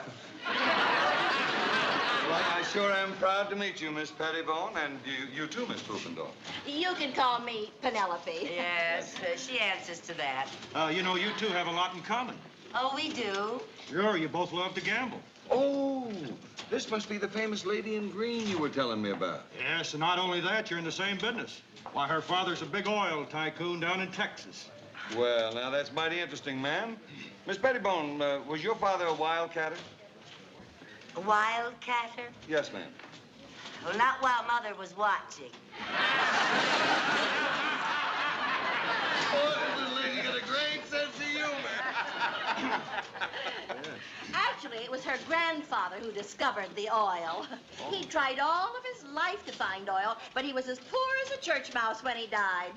Oh? But when they were digging his grave, they hit a gusher.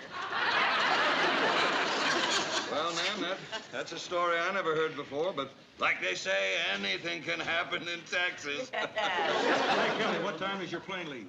Oh, got to leave in about 15 minutes. Say, there's one thing I'd like to see before I go. Anything you want, we'd be glad to take care of it. Well, I'd like to see the famous Miss Pettibone do a little gambling. Well, so would I, but she seems to have taken some kind of pledge against it.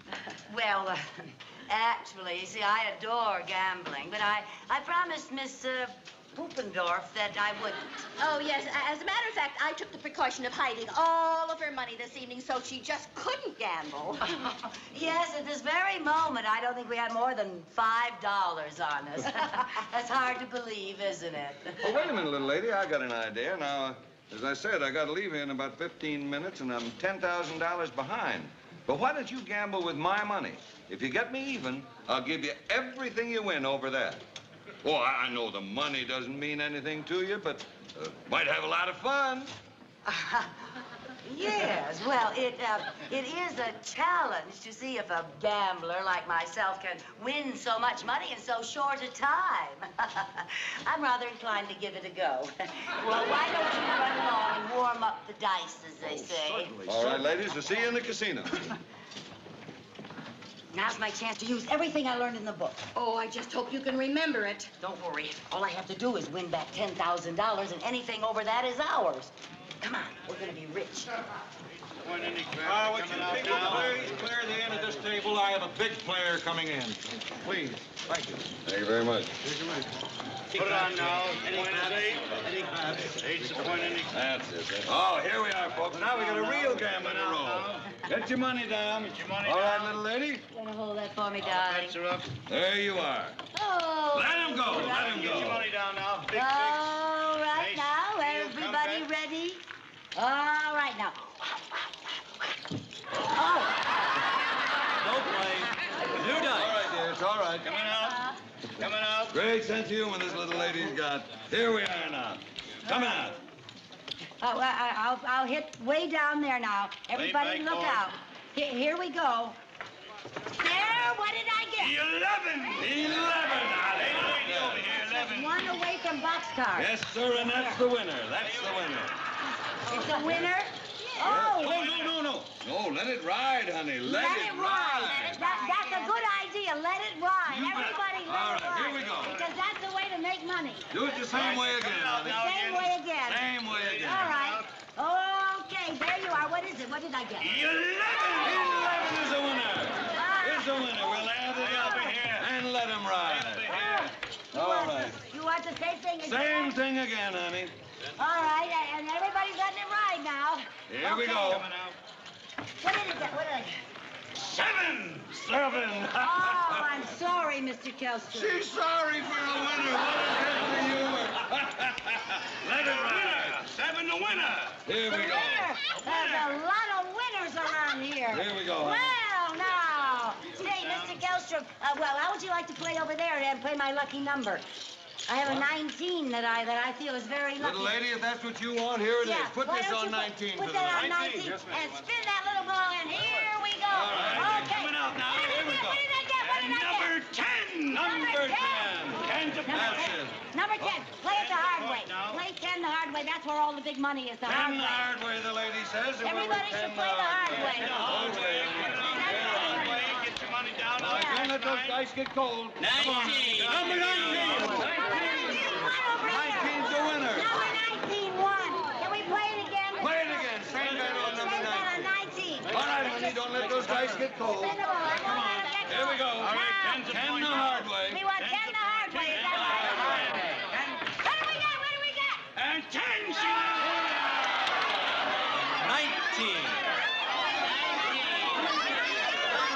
19 won again. Want to play it again? Yes, play it again. Play it again. The Play same bet. 19 Stack again. those chips. All right, let's What are we go. doing now? Here we go. Here we're coming out. New number on Now, we want another new number. New Now, number. play it out. Here she What comes. did I get? Point is 9. 9 is the point. Play it the hard way. Play it the hard way. What I said to you, but the hard way is the easy way for this little lady. All right, get your money down. All right, put your money down. 9. All right, let's stack up those chips. Honey, you're wonderful. Okay, let's do it. Play 19 again, the lady said. Anything she wants. Here we go. 9. What is it? 9. 19 wins. All right, stack them up. Same bet. Same bet on all right, honey. You know what, Mr. Kelstrom? Mr. Kelstrom, we haven't gone for a boxcar. You see, we ought to get a boxcar because they pay 30 to 1. There's the little lady knows her odds. You want to play boxcars, honey? Yes, they're the highest odds on the table. The most money you can win is on boxcars. That's it. Everything on boxcars. All right, everything on boxcars. Here we go. 30 to 1 on boxcars. Okay. Here we go. All right, now what do we want? Come on. There it is. 19 the winner.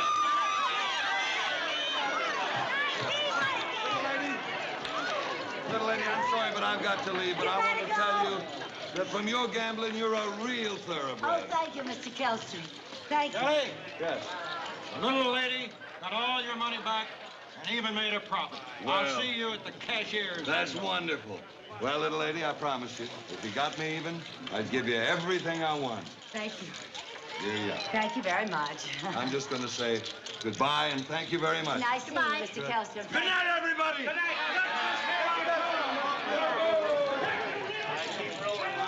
What you get? What you get?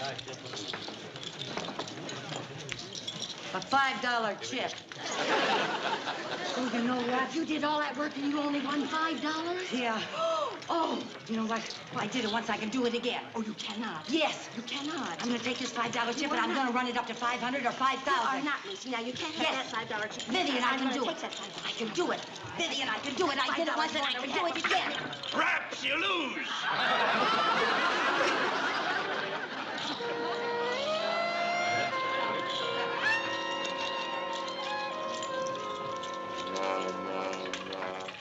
Well, Pamela, shall we go back to our motel? All right, Miss Poopendorf.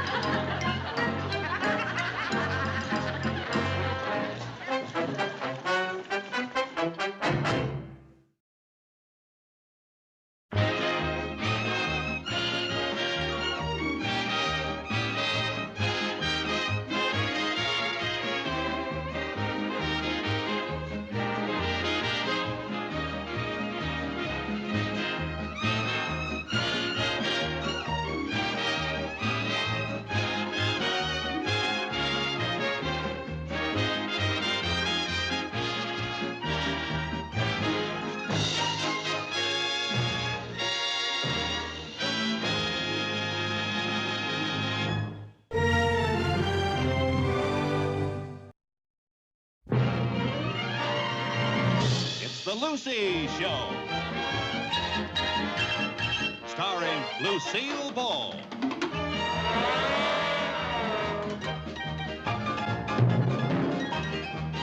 Co-starring Vivian Vance.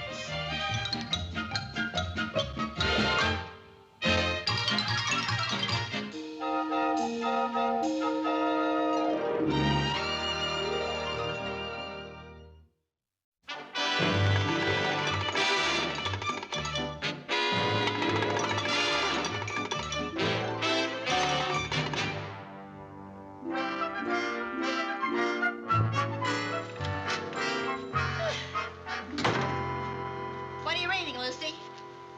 Psychological Reactions in Adolescence to Terror-Inspiring Visual Stimulation. Well, I'll try again. What are you reading, Lucy? Now, Viv, stop joking. This is serious. Serious? Oh, it has a real knee-slapping title. Listen to this now. This article states the overabundance of spooky stuff in movies and TV can cause traumatic experiences in our youngsters. What got you started on this kick? Do you know where Jerry and Sherman are this afternoon? Yeah, they went to see the movies. Why? Do you know what movies they're seeing? Oh, probably a couple of cowboy pictures. They are at the State Theater seeing The Surfing Werewolf, which is on a double bill with The Eggplant That Ate Philadelphia. Now, does that sound like a couple of cowboy movies? Well, now, maybe the Eggplant rode into Philadelphia on a horse. Oh, Viv, go ahead and make jokes, but I am reading this article because as a mother, I am very concerned. Now, listen, I'm just as much a mother as you are. I just don't happen to agree with you, nor that article. Don't you think that those movies are affecting our kids? Not one teeny-weeny little bit.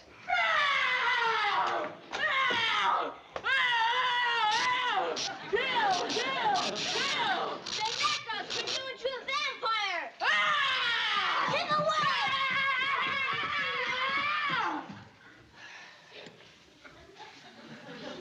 I bet your son taught my son to do that. If that was my son under that mask.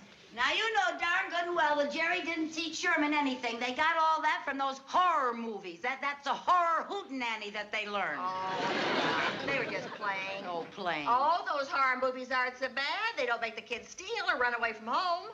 Yeah, some night when there's a full moon, they might fly away from home. No, really, Viv, I think that you and I should go see some of these horror movies and decide for ourselves whether they're bad for the kids or not. Okay, I haven't seen a movie with a monster since Gone with the Wind. There was no monster in Gone with the Wind. You didn't see my date. Well, I guess if we're gonna go to the movies, we'll have to hire a babysitter. I'm not even sure I can find a babysitter at this late date. Come in. Oh, hi, Mr. Mooney. Hi, Ladies. On my way home and brought your monthly bank statement over. Well, thank you, but couldn't you have just mailed it? Mail your bank statement? Don't you know it's illegal to send questionable matter through the mail? Wait a minute. Why didn't you list my bank balance? We didn't want to embarrass you. It's that low, huh? Lower than an ankle bracelet on a flat-footed pygmy. Well, that's really low. But you know, we had a lot of expenses this month. We had to have the TV man here and the carpenter and... Oh, and then there was that cute plumber who was here twice before we found out he was married. You don't require all those professional services. What do you mean? Well, why don't you call on your friends or your neighbors if you need something done? You mean like babysitting? Exactly. You know, Mr. Mooney, Vivian and I consider you one of our closest friends. You do? Oh, yes, we do, Mr. Mooney. Yes, and it just so happens that we need a babysitter tonight, and inasmuch as you think that we should call on our neighbors and our friends so I'll we do would it. be able to save a little money, I thought perhaps if I'll do it. What'd he say? He says he'll do it. You mean you'll really babysit for us tonight? Certainly. Anything's better than sitting at home with my wife.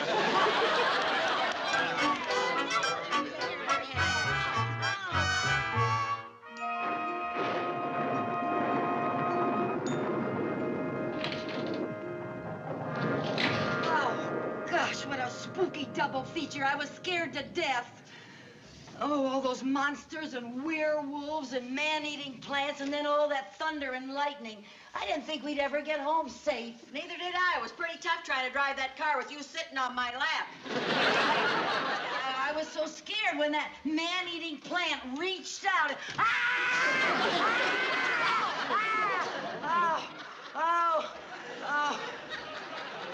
No wonder you have trouble getting babysitters.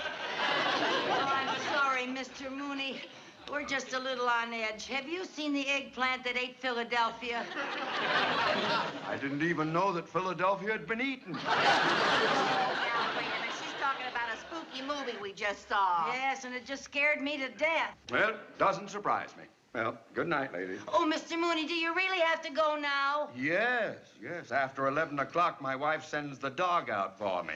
Oh, please, can't you just stay a little while and chat? Now, look, will you just forget those horror movies you saw? You're letting your imagination run away with you. Good night, ladies. Night.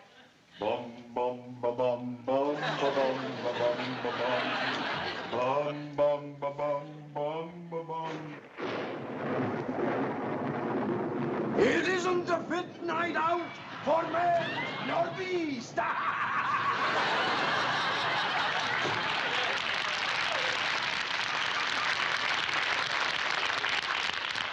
Oh, he's a great comfort. Come on, let's go to bed. Viv, I'm afraid to go upstairs. Oh, now don't be such a coward. So you saw a couple of spooky movies. You'll get over it. Come on, let's go to sleep. But Viv, I'm afraid. Don't be such a baby now. Come on. I'm not a baby. I won't go in my room unless you promise to sleep with me. Now, what good will it do if I sleep in your room? Well, that'll scare the monsters away. Well, I mean, with you there, a monster wouldn't dare. Oh, Viv, I mean, we could protect each other. You know what I mean. Please, Viv, sleep in my room. Okay, if it'll make you feel any better. Come on. Okay, Viv. Viv? Huh? Take a hold of my hand. Hold your hand. Yeah, and then I won't be frightened. Oh, all right. Come on, honey. Okay.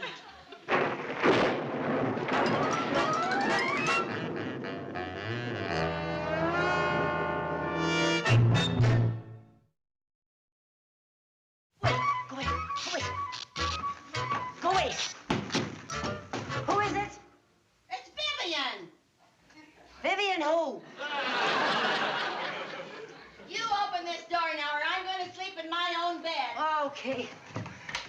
Okay, hurry up. Honest, too. Hurry up. Oh. What is all that junk?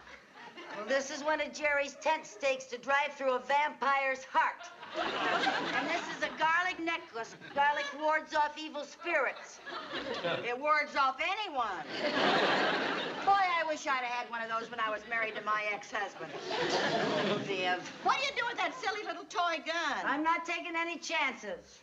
Oh, honest. Well, I'm not going to let this spooky stuff get to me. Now, let's go to bed and go to sleep. Sleep. Viv! What? Don't turn off the lights. Leave the lights on, Viv. We're going to sleep all night with the lights on because you happen to be in... Please, Viv, leave the lights on. Oh, I can't sleep with the light. Oh, all right. Please.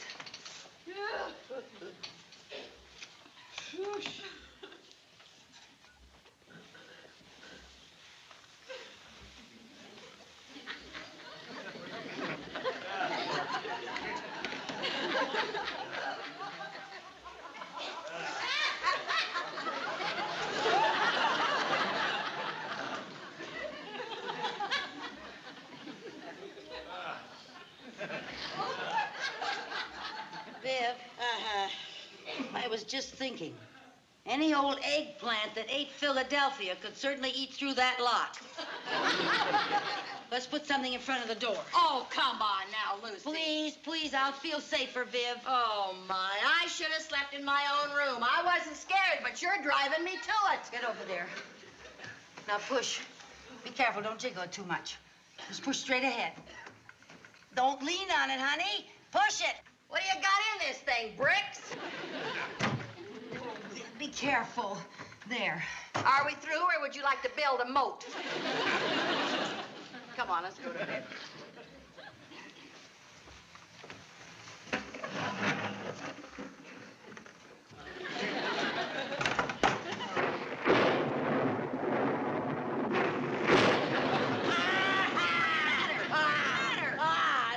on the 10th stage. Oh, I'm surprised the bed didn't collapse. Oh.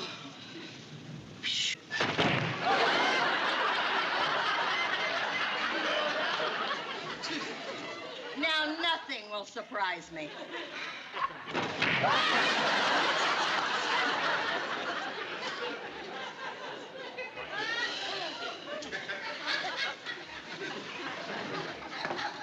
Viv, we ought to get up and fix this. Oh, no, I like sleeping here in this long pine box. Oh, something like that, Viv, for heaven's sake. I won't be able to sleep a wink.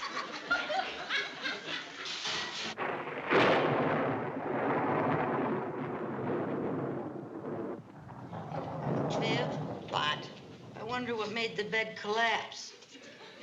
Maybe the monster termites ate it.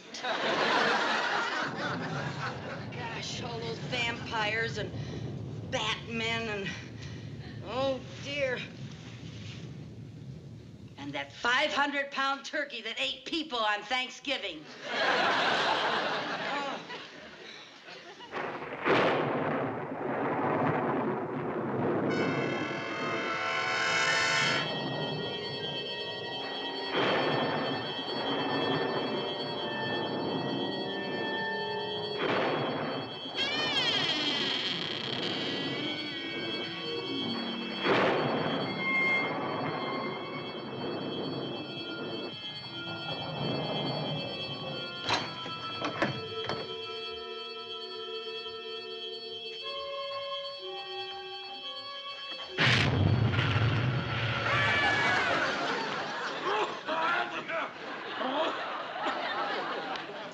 I simply must give up smoking. Good evening, lady. Good evening. Our car broke down and we'd like to use your telephone. Ah, that's what they all say. Well, we were very lucky that we saw the lights in your windows, and it's terrible out. Oh, yes, it's not a fit night out for men or... It's not nice out. Not yet, Ringo.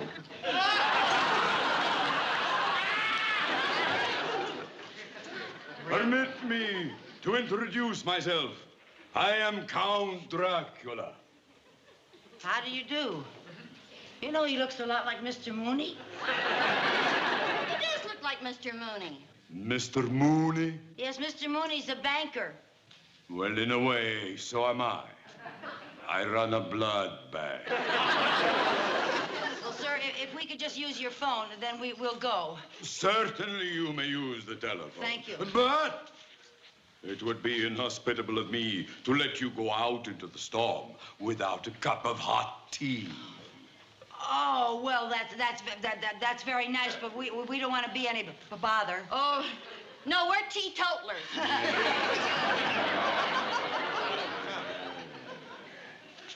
Sit down! Ringo, serve the tea. They... Oh, I am so sorry. There are no tea cakes. Oh, that's all right. We don't want any tea cakes. No. I will have the maid bring some.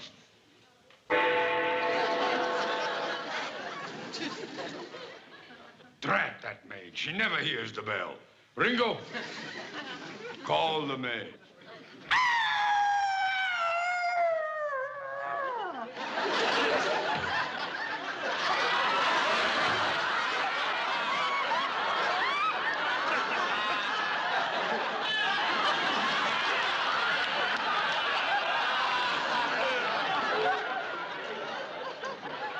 Would you please bring some tea cakes, Loretta?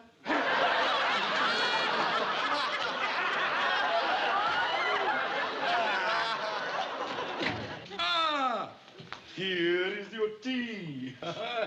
There you are.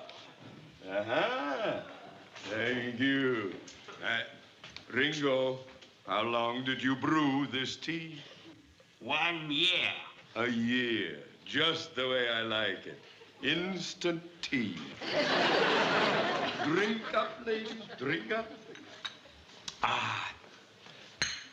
Right, that girl, she hasn't brought those cakes. Will you excuse me, lady? I'll have to go and get them myself. Good. Heavens to be state nowadays. Oh. Let's get rid of this tea. Throw it back here. Throw it here in the plant. Yes. Hurry. Hurry.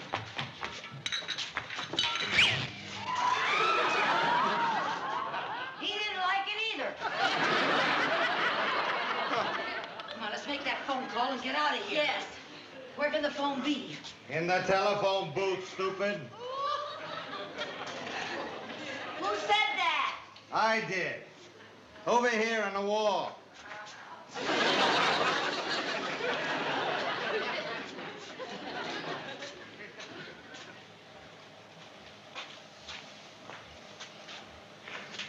Who are you?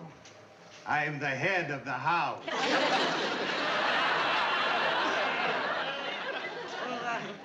Where did you say the phone is?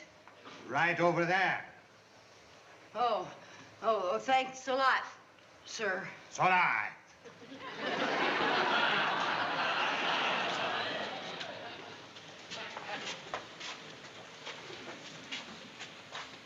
Oh, there it is.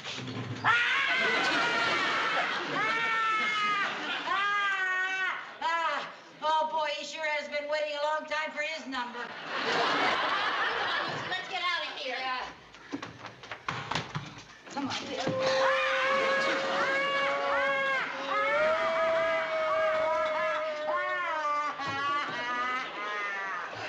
What was that? It wasn't the good fairy. How are we going to get out of here? Hey, come here.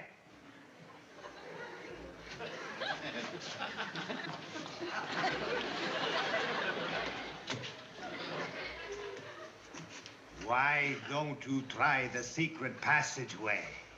Oh, is there a secret passageway? There's always a secret passageway.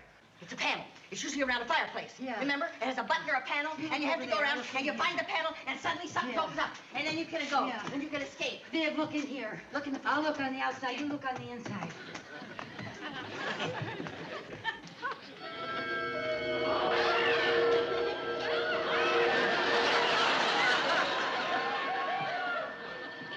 Viv, let's hold hands so we don't get separated.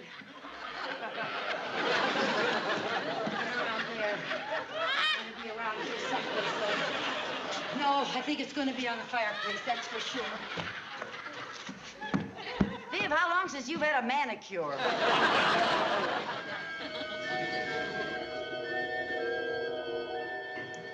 There's no secret passageway in the fireplace, Lucy. Well, it's got to be around here someplace. Let's go. Let's find it.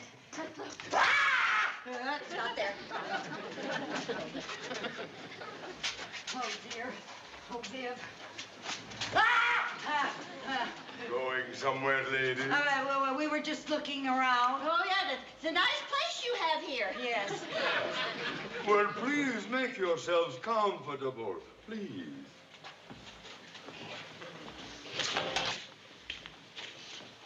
That's right. Sit on the couch. You sit over here in the Morris chair. Behave yourself. Let me go. Morris, you take your hands off of her. Don't you let go of her, Morris. Hold her until the operating room is ready. Operating room? Yes, servants are so hard to find. I have decided to convert you into a housekeeper and a cook. Oh, no, you don't. Oh, no.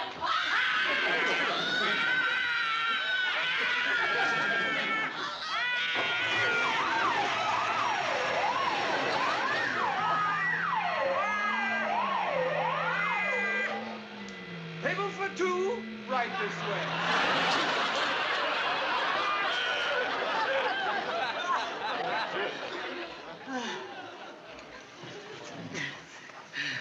Please, Mummy, I'd rather do it myself.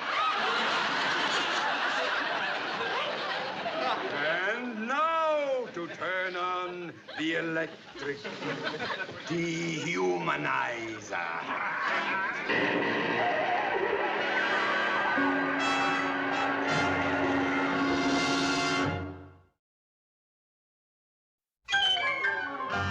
Well, they should be done by now.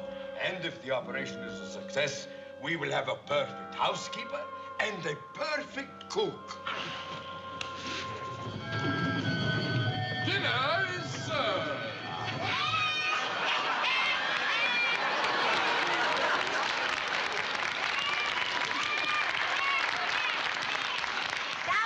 Double, toilet trouble, fire, burn, and cauldron double. You may serve the dinner, pretty one. All right, sire. He was talking to me. I'm the pretty one. Oh, he was talking to me. I'm prettier than you. No, you're not prettier than you. Sassafrasa, I'm the pretty one. Ladies, I'm the pretty one, Sassafrasa. ladies, please don't argue. Why don't you ask the magic mirror on the wall? Well, that's a swell idea. We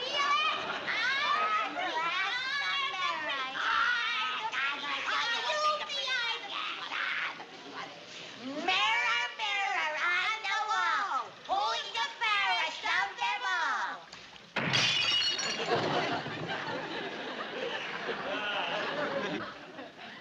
Well, I guess it's a toss-up.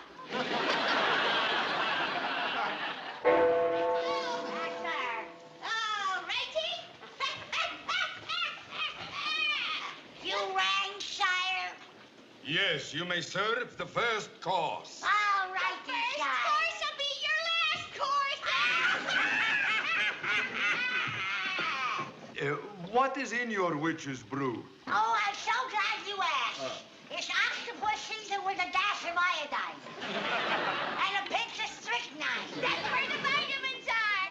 Ah, it sounds delicious. Oh, it is, it is, it is.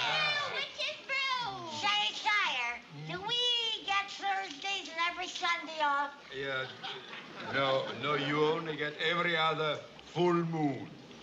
Oh, sorry, we can't stick around for that. Come on, Sassafrasa, let's go out and paint the town black. Paint the town black? Come on, Skinny, let's go dancing. Don't let them escape!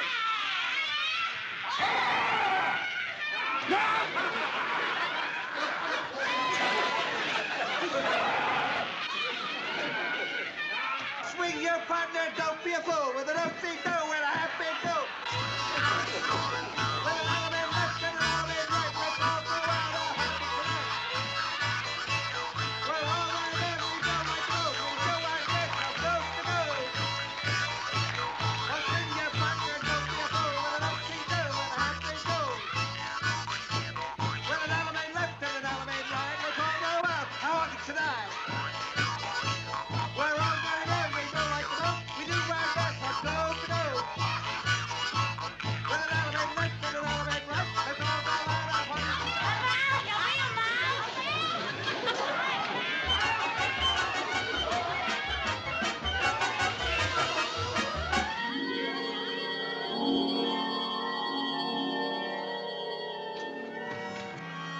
Viv! Oh, Viv! What's with you? What's the matter? I had the most horrible nightmare. Mooney was Dracula and you and I were witches. What are you doing with that broom? I came downstairs to get a snack and I spilled some crackers. Well, now maybe we can get some sleep. No, I'm too nervous to sleep now. What's that? What's that? Good evening. My car broke down. Permit me to use your telephone.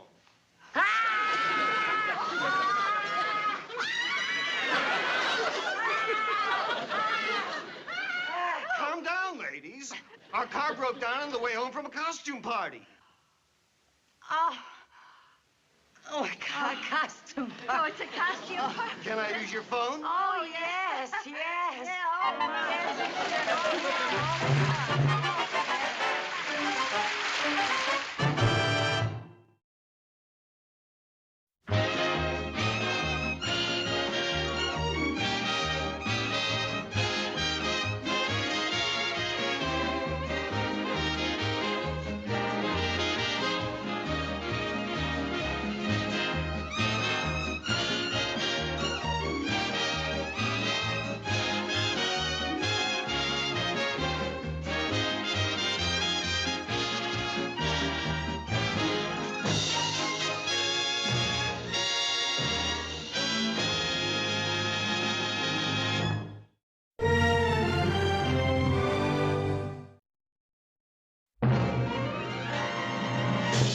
It's the Lucy Show.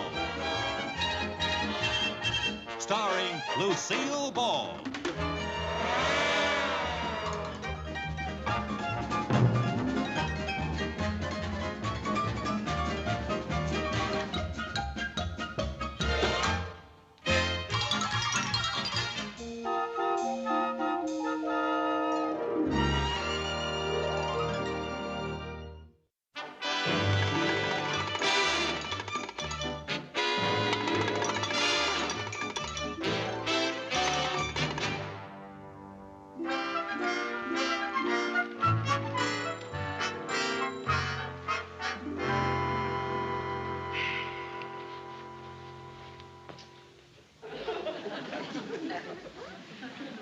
It's so nice having breakfast with you children and seeing all your smiling faces.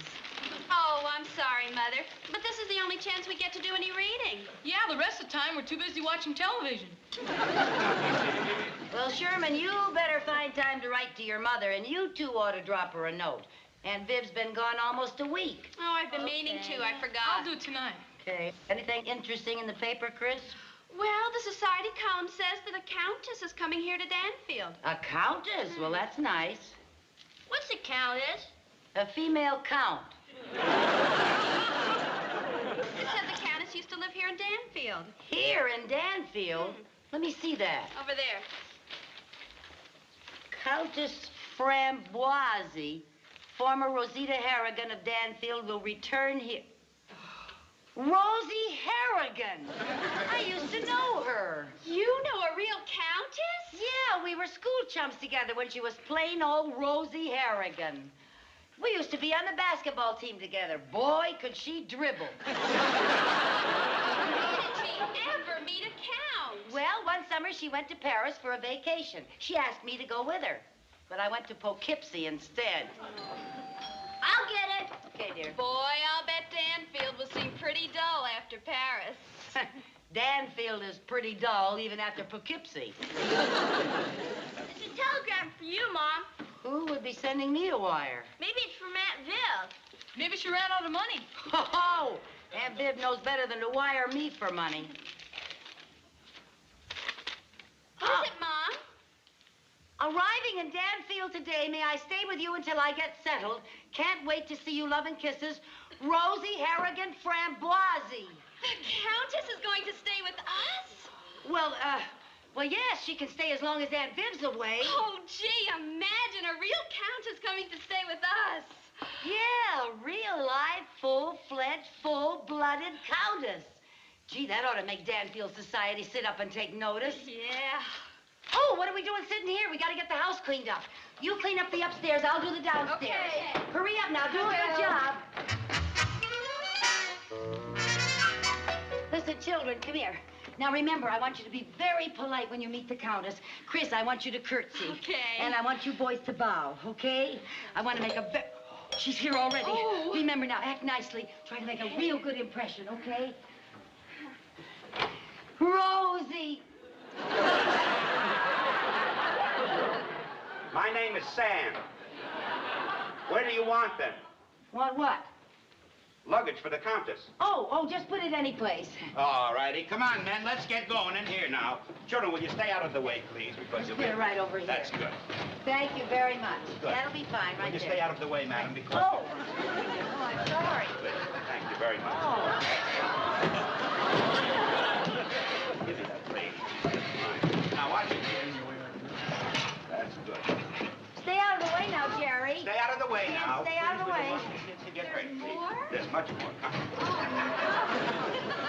Where are we going to put all this? Yeah, that's good. That's quite all right, dear. Oh. Look, boys, stay out of the way, will you, please? Get out of the way. Now, come on, son. You have to stay out of the way. Look at all the places she's been. She's been all over the world, darling. Oh, would it be exciting? Yes, I think it's been very exciting. Boys, now stay out of the way. Oh, where are we going to put all of it, Mother? It's all right.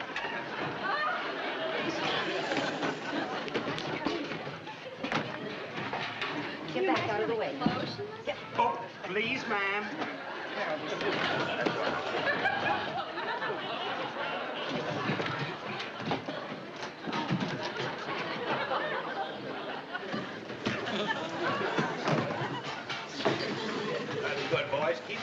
good. Keep going. Any more? That's fine.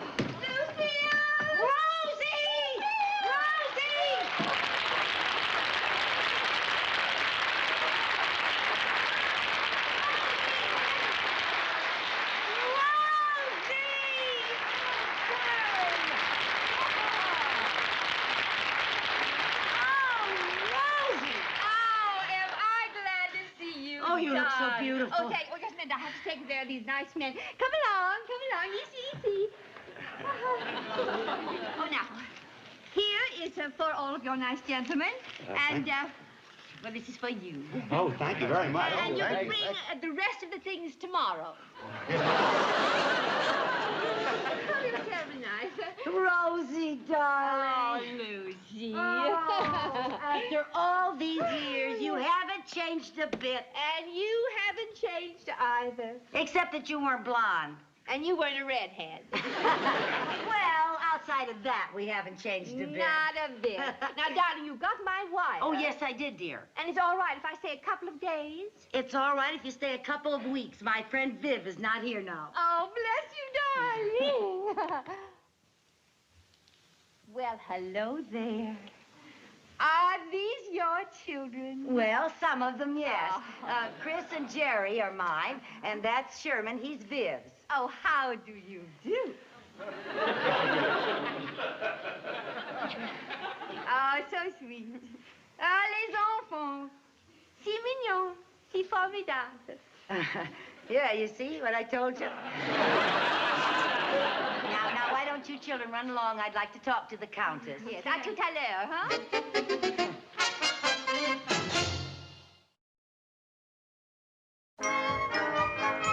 Oh, Rosie, this is so beautiful. Gee, your husband must have been wonderful to you. What was his name again? I never could pronounce it. Oh. Le Comte Henri Gaston Armand Jean-Louis Philippe Framboise de Cul-de-Sac. But I called him Saxy. Saxy? Oh, how cute. Go on, tell me what happened, Rosie. Oh, well, dear, after my husband died, I wandered around Europe for about a year, and then I decided to come back to Danfield for a while. Do you think maybe you'll buy an estate and settle down here? Well, it's not very likely. I'm flat broke. You're broke? Broke. Oh, but that's impossible. You're a countess. Dear, all my husband left me was his noble title and all his noble debts. Oh, well, that looked like an awful lot of money you were tipping those delivery men. Well, I have to keep up appearances.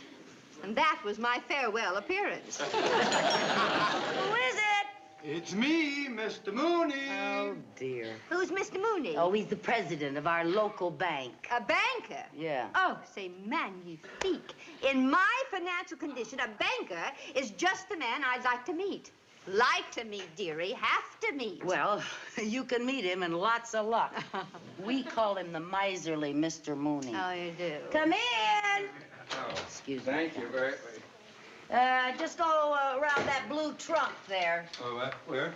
Oh, that's... Oh, well.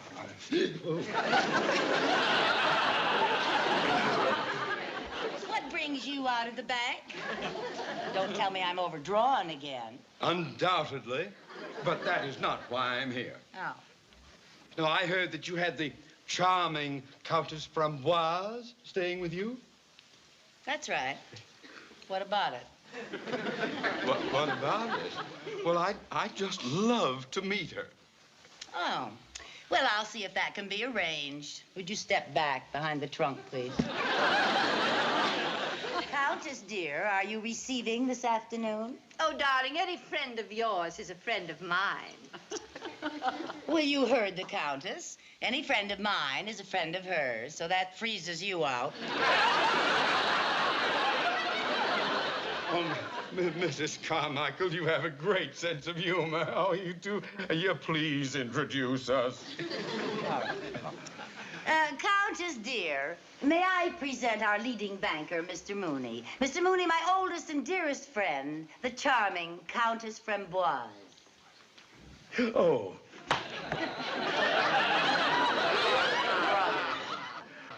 it's a great pleasure meeting you, Countess. Oh, and the pleasure is mutual, Mr. Money.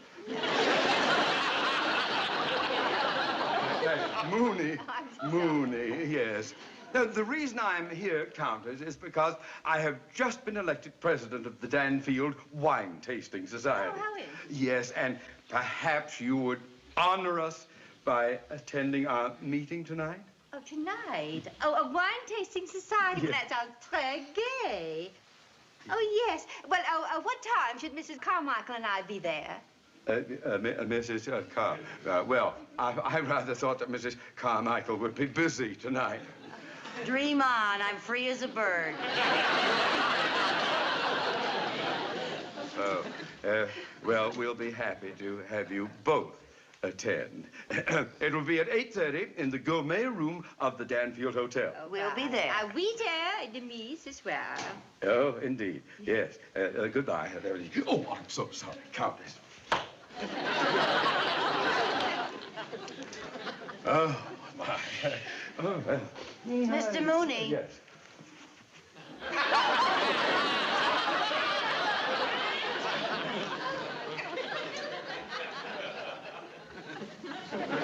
I will treasure that kiss, Mr. Mooney. It's the only thing you've ever given me without charging interest. Goodbye, ladies. Goodbye, Mr. Money. That's Mooney. Oh.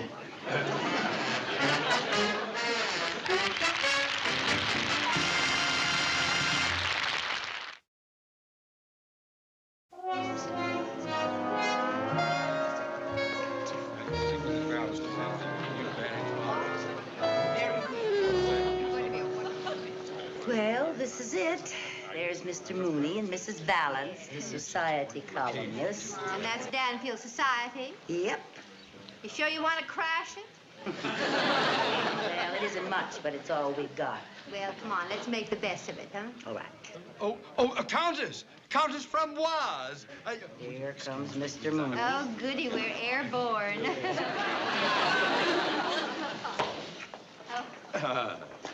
Good evening, Countess. Ladies and gentlemen, may I present the Countess Framboise. Enchanté. Enchanté. And now, shall we get on with the business at hand? To the wine? Tally-ho. Tally-ho. This way. Right over here.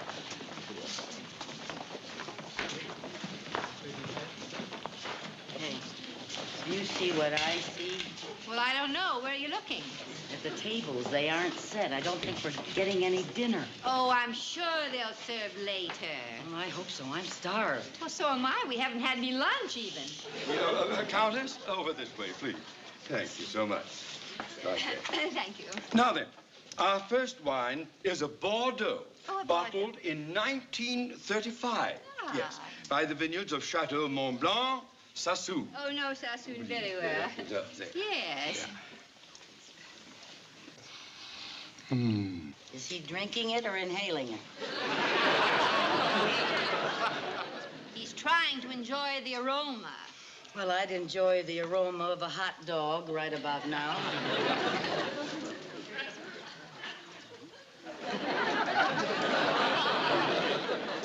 Lucy, you're supposed to sip it slowly. Well, I have to do something to kill the hunger pangs. Did it help? It didn't hurt. Good.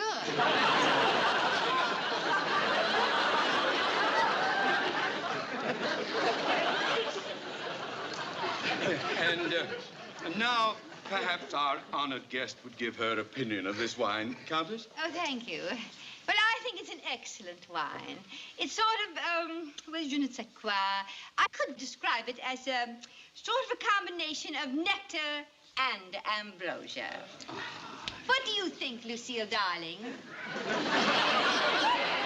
Well, I could definitely describe it as ambrosiatic. And now, if you will, Countess, we'll move down to this. Oh, yes, thank you very much. Yes. Right here. Yes. Now, this next wine, this wine is a Burgundy. Ah, yes. Yes, from the Saône and Loire. Oh, Loire, yes. Now, this was bottled in 1959. Uh-huh. A most excellent year for Burgundy. Oh, thank you, There Mr. you are. Burgundies. Burgundies. Wasn't a bad year for hot dogs either.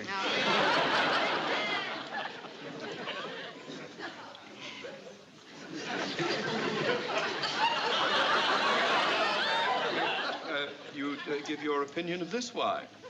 Well, I think it's very good for a domestic wine. Domestic wine? This came from France. Well, that's where I come from.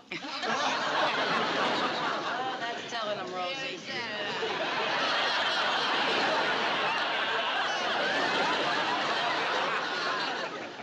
Now, shall we, if you will, follow me, please, Oh, to our yes, next delighted. wine. Yes, right over this way. Oh, Countess, Okay.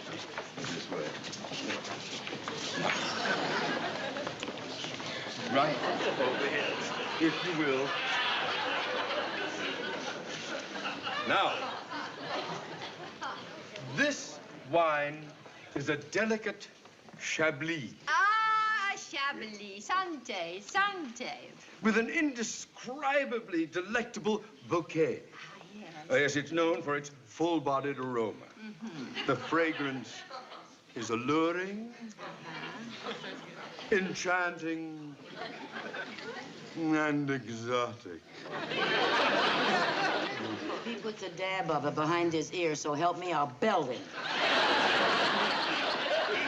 I'll drink to that here.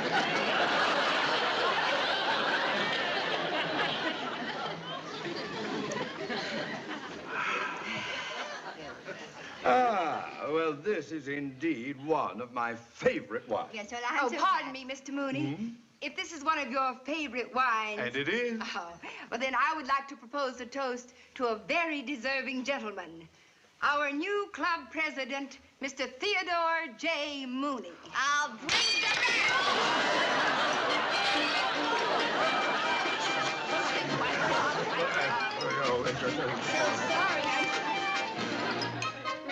Let us all move on to wine number 9.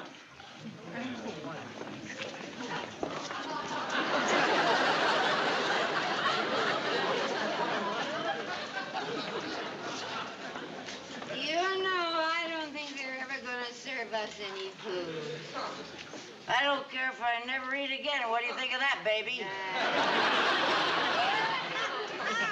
Come on, let's get on to wine number 9. All right, wine number 9.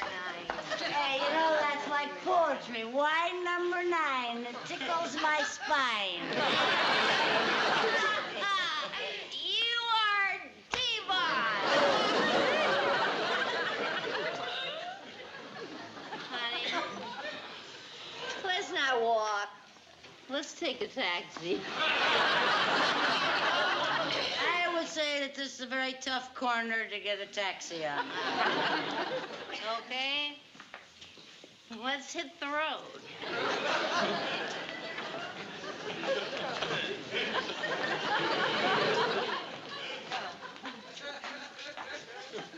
We made it while Oh, you look lovely in that hat. Thank you, darling. Continue.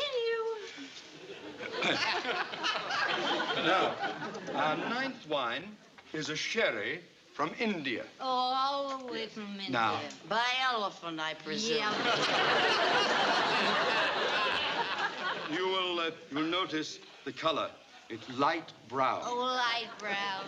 I dream of Jeannie with her light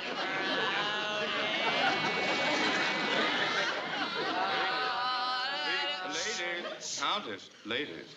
brown. Continue. As I was saying, this sherry was bottled in an excellent year, 1939.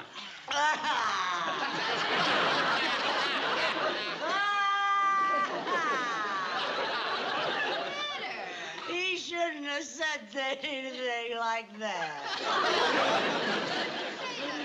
Nothing. Well, you certainly did say something to her. What did you say? All I said was this sherry was bottled in an excellent year, 1939. He said it again.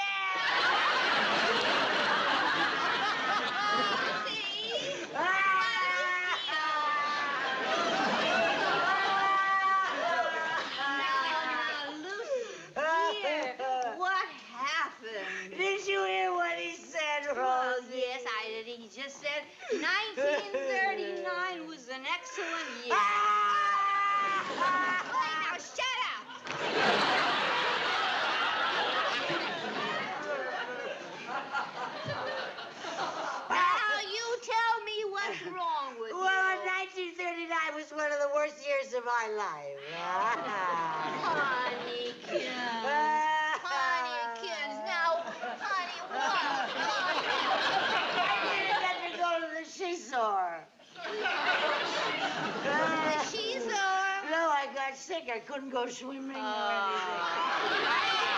And the mumps and everything. Oh, come on. Well, don't you worry. Oh, don't see it never happens again. Mention what? I'll see that he'll never mention it again. What? 1939. Never mention 1939 again. Lucy, listen. As long as I live. Never, never, never. I don't want anybody to say it. Now, we gotta pull ourselves together. Why? Are we coming apart? Straighten up there. Quiet right. Now, listen. You want to get into Danville society, don't you? Yes, I do. How do I look? Terrible. Thank you. Thank you very much. Now, I am going to fix you up.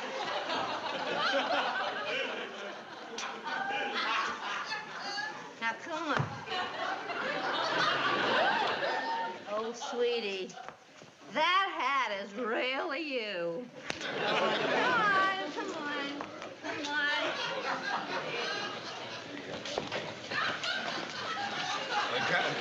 Countess, Mrs. Carmichael, right round the corner. Here, there, your chair's right there. Watch that step, it's seducing. Now, you sit down first. You sit down first, Countess. After all, you're royalty. That's right, I am royalty. I'll go first. I'm feeling a bit flushed. Royal flush here.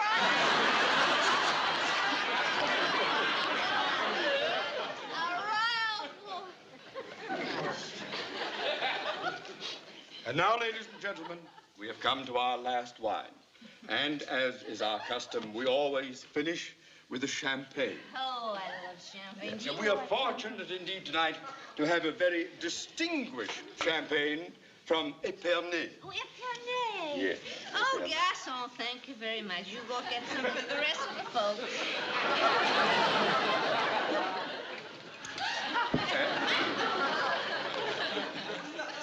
And now, I should like to propose a final toast. Oh, let's drink a final toast to the president of the Wine Tasting Society. Here's to what...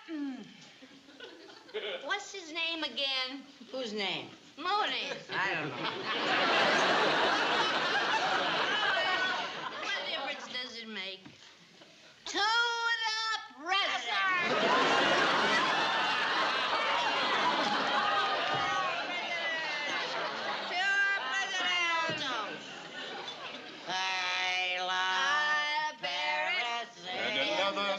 Notable meeting comes to a conclusion. I think it only fitting